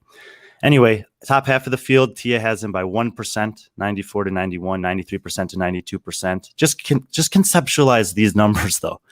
Like 60% of the time he's finishing first, second, or third in events. And 92% or more of the time they're finishing in the top half of the field, meaning they're only in the bottom quarter of the field 0.02% of the time each. That's like, they don't have those bad performances. And if you're just trying to delineate between Rich and Matt and Tia, Rich did have some bad performances. Matt and Tia hardly ever did. Over 100 events that they've done at the games against the best athletes in the world.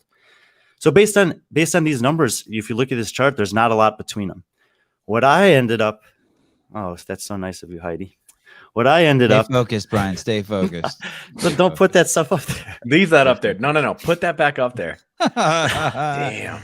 What I ended up when I wrote this article, I actually said that I thought that Matt had a greater case than Tia to be the better CrossFit athlete or competitor over his 7 years than hers.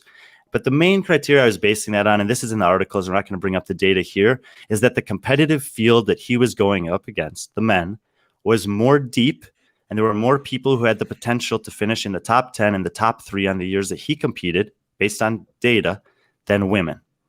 And some had a negative reaction to that and said that, well, Tia's having to beat the best women. There's only a couple of them, but they're all so good, and she continues to just demolish them. And I'm saying yes. And Matt is only beating a bunch of chumps. Is that what they're saying? I don't know what they're saying. What I'm saying is that over the totality of his career, there's more people that have the potential to be threats to him in the top 3, in the top 10, than there were to be threats to Tia. So, and I think and I think that matters. Like, I think it's harder, right? I still think it's harder now to win on the men's side than the women's side, or we could say to excel on the men's side than the women's side, because there's more people that are good enough to challenge for those top spots. This fucking guy has my picture as his avatar. The fuck is that? Hey, that's when you had a legit beard. Really good analysis. Yeah, that is to make it about you, man. Sorry, Brian, that was good. Brian, I have a question about that. Oh wait. Sorry. I also at some point want to go back to this team thing with Rich, but okay, hold on. Then let me ask this before you switch it. What are the implications of the fact that that in the women's competition you can be good at swimming, if there are any implications, swimming and weightlifting, and dominate, versus in the men's competition it's couplets and triplets? Because wasn't that, I mean, you could say the same thing about Jason and Rich and a lot of the guys. The men, the greatest swimmer in the group and the greatest runner in the group doesn't win the CrossFit Games ever, really, do they? No, and I think this goes to the depth of the field. If you look on but it's a little bit gray, because if you look on the men's side, Jonakoski is the good example of a guy who dominates swimming at the games. And then if you go back a little bit in, historically, Spencer Hendel was winning several strength events at the games, or placing very high in them, but he wasn't having top 5, he had a 10th place finish. And he reevaluated his training and made a little difference there. But Kristen Holt is a good example on the women's side. All of her wins at the CrossFit Games have come in cycling and running, but she doesn't have the totality of fitness to win or podium at the games outside of 1 year. So, I don't know. I think that on the men's side, there's more people trying to compete that have the potential to compete, and therefore you're more likely to have an exceptional outlier in certain specific tests, like a heavy lift or a single modality aerobic test. Who's the water polo player who's in the top 10 this year? I remember there was Lazar. Oh, Lazar. Okay. Yeah. Okay. I think it's a great, I mean, obviously I think we're talking about Tia and we're talking about Matt almost at the same time. And I think it's like, look, the top 3, I think that this top 10 list is interesting because I think the list in particular is intriguing. But when you get to the top of it, it's kind of a toss-up for so many different reasons. I do think if Tia continues in the sport for a little bit longer, she will continue to establish herself as the greatest of all time. And I'm not saying she isn't at this point, but she is only getting more dominant. Like, she just won the Rogue Invitational.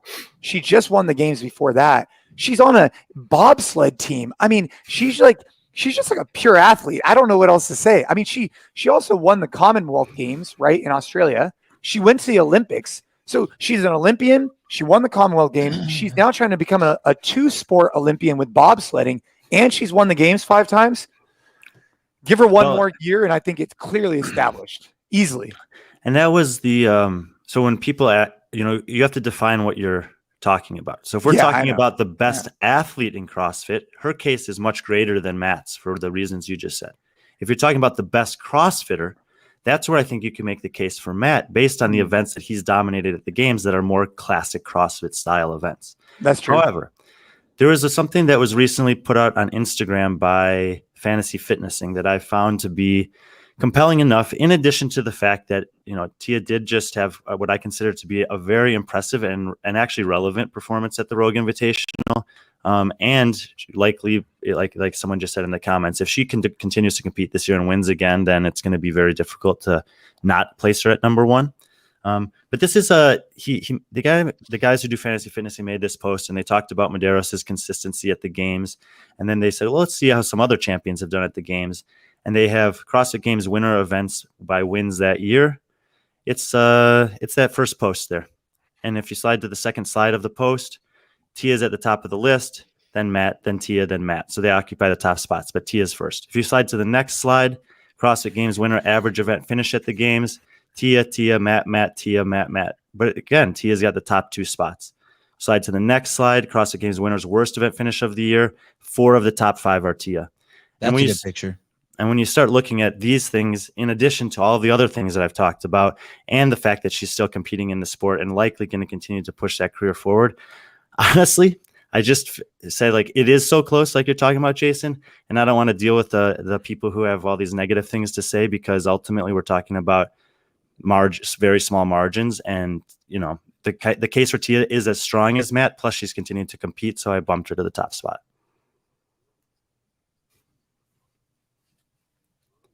Let's see it. Let's talk about Tia. I'm gonna come off and say that something that I've never heard anyone say, and I don't know why. Not about this picture. I didn't take this picture too. I'm wondering maybe if Dave Ray took this picture. I just found it on my computer. It's a great photo. Too bad. Sorry, it's cut off, huh? It's not framed well, but it's a great photo in its totality. I think maybe it was even a poster that CrossFit sold. But she has an amazing body too. I never hear anyone like go goo goo gaga over Tia, but her body is insane. She is like yeah. She is the gi of the women. She's the Guillermo. What's Guillermo's last name? Guillermo Malheiros, whatever. I got to mention a dude, or else some makes everyone feel uncomfortable. But if I just talk about a woman's body, for some reason everyone hates women's bodies, but I don't.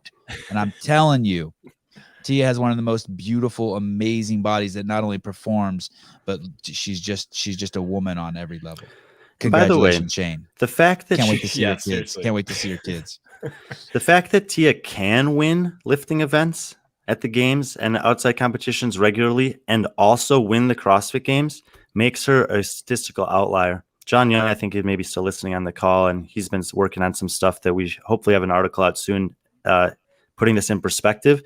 Usually, if you're the strongest athlete in the field, you're not going to win the games. In fact, you're not even going to podium. But Tia is an outlier in this regard also, where she's able to win against women that she's able to win lifting events against women that weigh 20 to 30 pounds more than her and also beat them on everything else. When Rob Orlando sunk that year in the games, it was like the first or second event, and he almost drowned.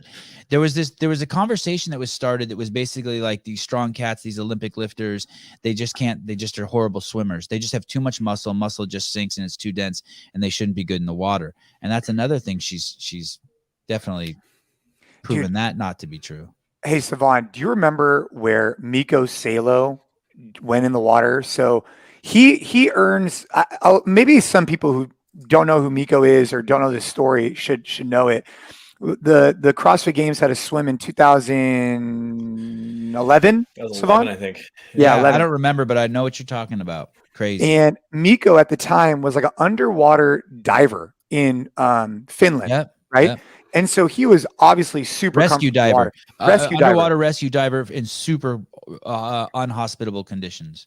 Dude, and this guy goes into the water and blows his eardrum, and if I'm not mistaken, like craps himself, but yet still finishes the event. And the event was a swim, a bunch of like pull-ups, push-ups, squats, and then a mile run. And he was like delirious the whole time. But I bring that up only because like the mental fortitude that Miko showed that year was pretty impressive. He eventually then had to get out, but I don't know. You brought up Orlando with the water. I just thought of that. So it's funny you bring that up. So I don't know if any of you guys have ever had like a Great Dane or a big dog, but there's this thing called wobbler syndrome that giant dogs get, and their spines get injured and they basically can't walk normal. They start wobbling around everywhere, and they'll live like that for years. That's what fucking Miko had. A wave slapped his eardrum, broke his fucking eardrum, and he was basically just wobbling around out there and finished this insane event that he probably should have won. Did Josh Bridges win the event that year? Yeah. And I would say Bridges would have probably won that one anyway. And blasphemy, Brian. Anyway, Flash forward to recently at some Wadapalooza promotional event a couple months ago. Jason Hopper, Medeiros, and Matt Fraser were fooling around in the ocean water, and I think it was Matt O'Keefe, but someone tackled Matt into the ocean water, and when his head hit the water, it blew out Matt's eardrum. And I think Matt had to go to the doctor that evening, if I heard the story correctly. But what's amazing is I always wondered if that was true, if Miko really did hurt his eardrum and blew out his eardrum that day. And then I thought, was that just an excuse or something? And I feel bad for saying that because, you know, he's a man of such high integrity. But when I heard that Matt did it just last month, just getting tackled into the ocean, I'm like, shit, I guess that shit happens. When you got to figure, you know, as a deep sea diver, maybe he already had some type of precondition towards the ear. I have no idea, but yeah.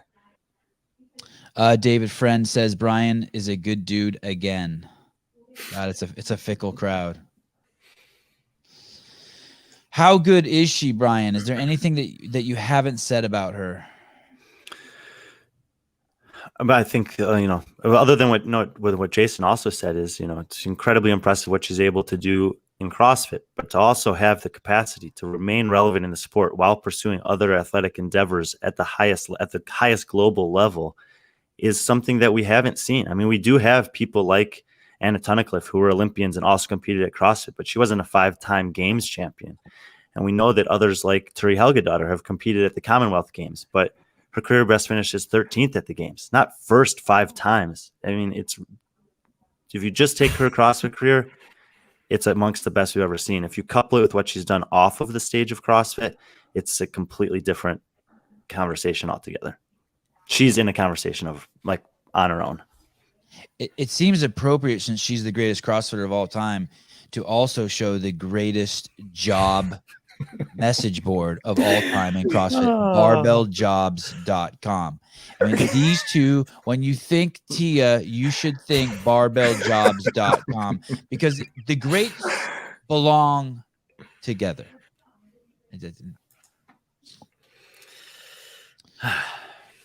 Thank you, Brian. Tia, you deserve more attention on the show, but we talked about you so much throughout the whole goddamn show that, like, I think we're done. We got the list. Feel free to continue. Go to YouTube and just hate on Brian all you want for his choices. That's a good place to keep the conversation solid. Or just get up in his DMs and try to cancel his shit. Or both. Hey, Hobart, what do you think about? So I'm in agreement on the top 4. How do you feel about the rest of the top 10? Let the hate begin. Who was 7? Vellner. Yeah, I don't know how I feel about him. Well, do you like the people in the top 10, Jason? Let's start there. Like, is there someone who you think should be in the top 10 who's not? Becca Voigt, maybe. She's worse than Scott Panchik. Did she ever win? How many times has she been on the podium? Once? Everybody in the top 10 has been on the podium, right? Becca Voigt has been on the podium once. She was 3rd in her 4th competitive year. How come you didn't put her in those 10 below? Maybe Brian? she top 20. I didn't think she was better than any of the people in the top 10, in the top 20. Oh, and I still actually think there's a couple of people that are better than her that aren't even in the top 20. I would say that cumulatively across the men and women, I have her on the women's all-time list at 16th. So she's probably going to be around 30th all time. I mean, here, like if you want to talk about her, you know, the thing is she doesn't have the competitive consistency. She has the duration over time. Her average finish at the games in her appearances is 17th. Matt, you got to do 100 burpees for just making noise in the comments for that shit. Everyone loves Rob. Top 10. Fuck that, dude. Give me 100. Yeah, I think that do I like the top 10? Let's solve that. What do you think, Hobart? You think there's someone else? I mean, Becca. Do you want me to just say that you're higher? Is that what you're getting at? You should be like. Well, no. I mean, I think I should be higher, but 7. But no. I'm trying to think if there's anybody else that we're missing. You know, because like. Oh man. It's.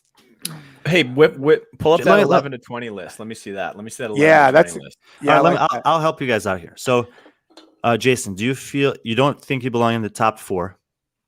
The next 2 I have are Ben Smith and Katrin Davidsdottir. and I kind of distinguished him in a separate tier also.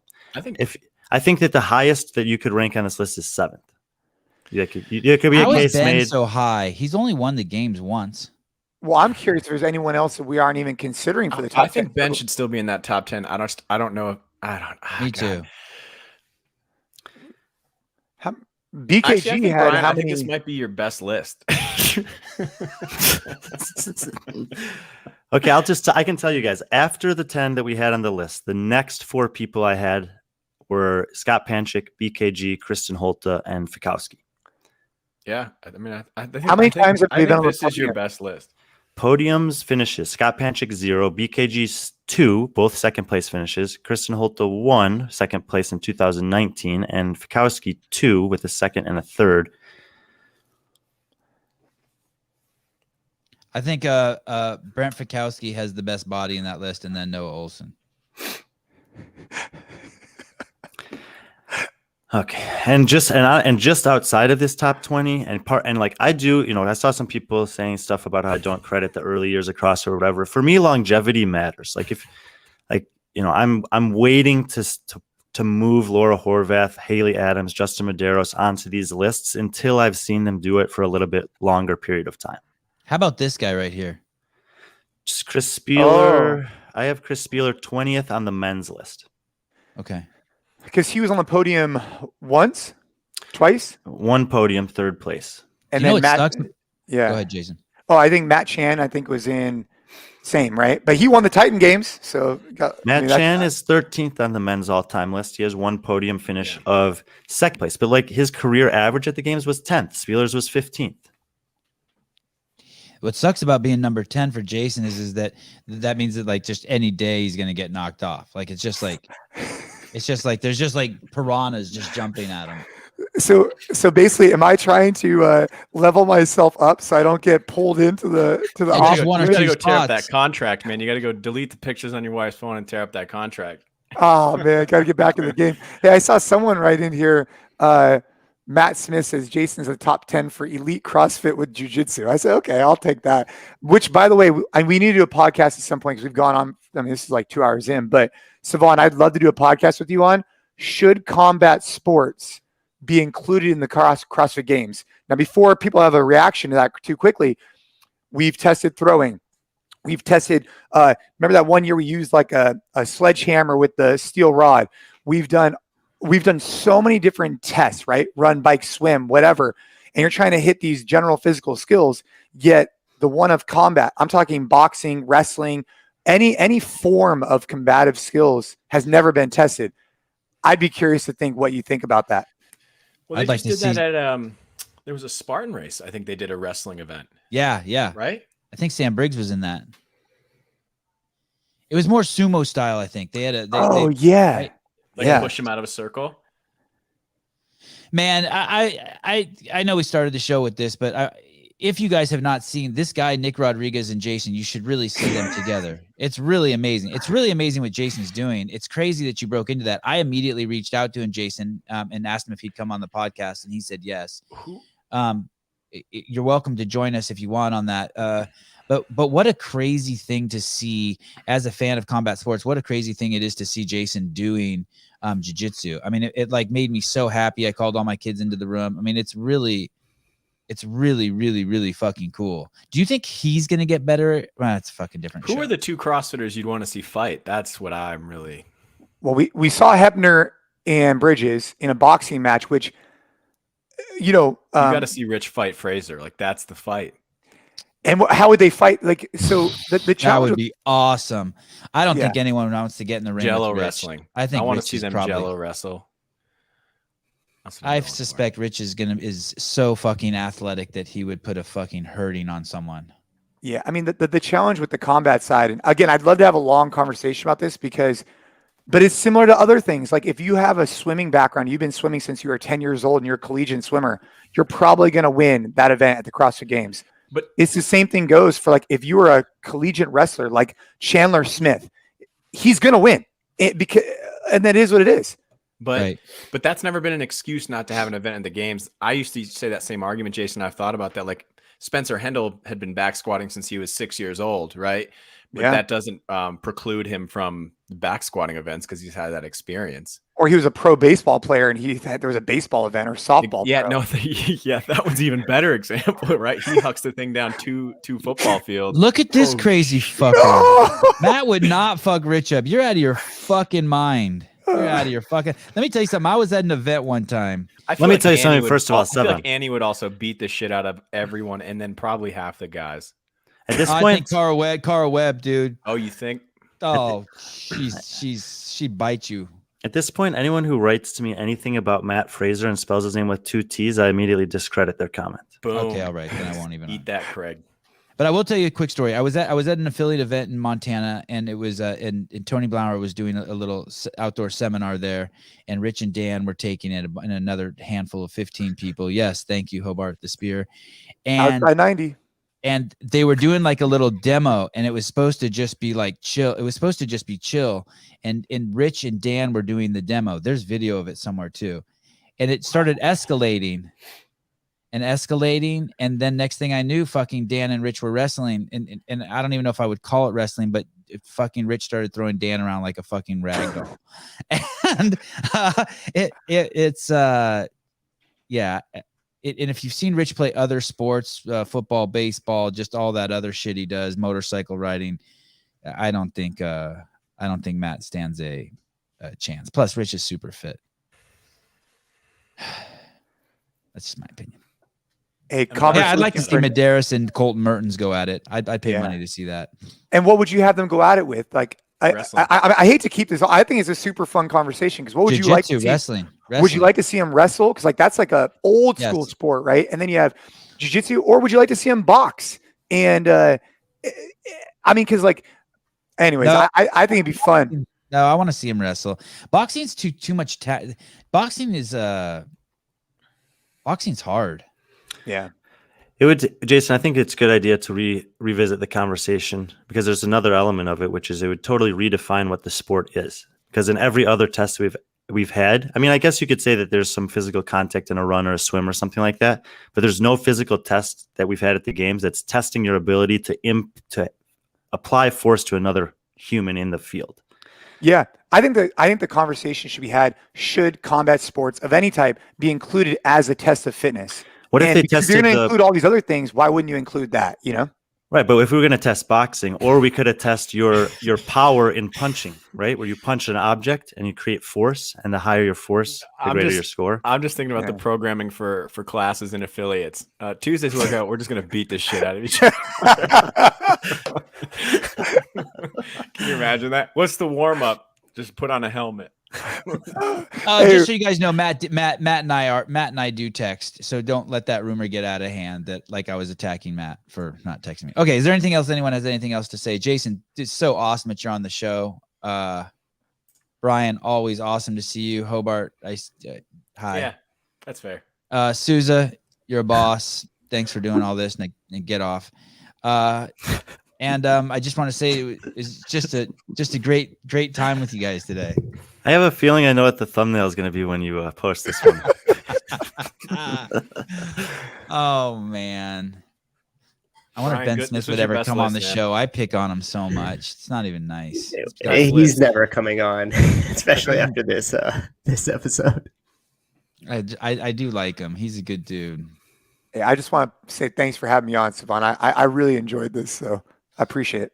You were easy. There's these people like that. It's funny. There's these people I can just send them text. I was like, "Hey, Jason, you want to come on the show?" He's like, "Sure." When? And I'm just like, "Saturday, okay, or Friday, or whatever we decided." He's like, "Okay." And there's these group of people that will just do that, and it's just so nice because scheduling is like the worst. I'm not one of those people, by the way. But I bug you a lot. I throw a lot of rocks at you. I haven't thrown a lot of rocks at Jason yet.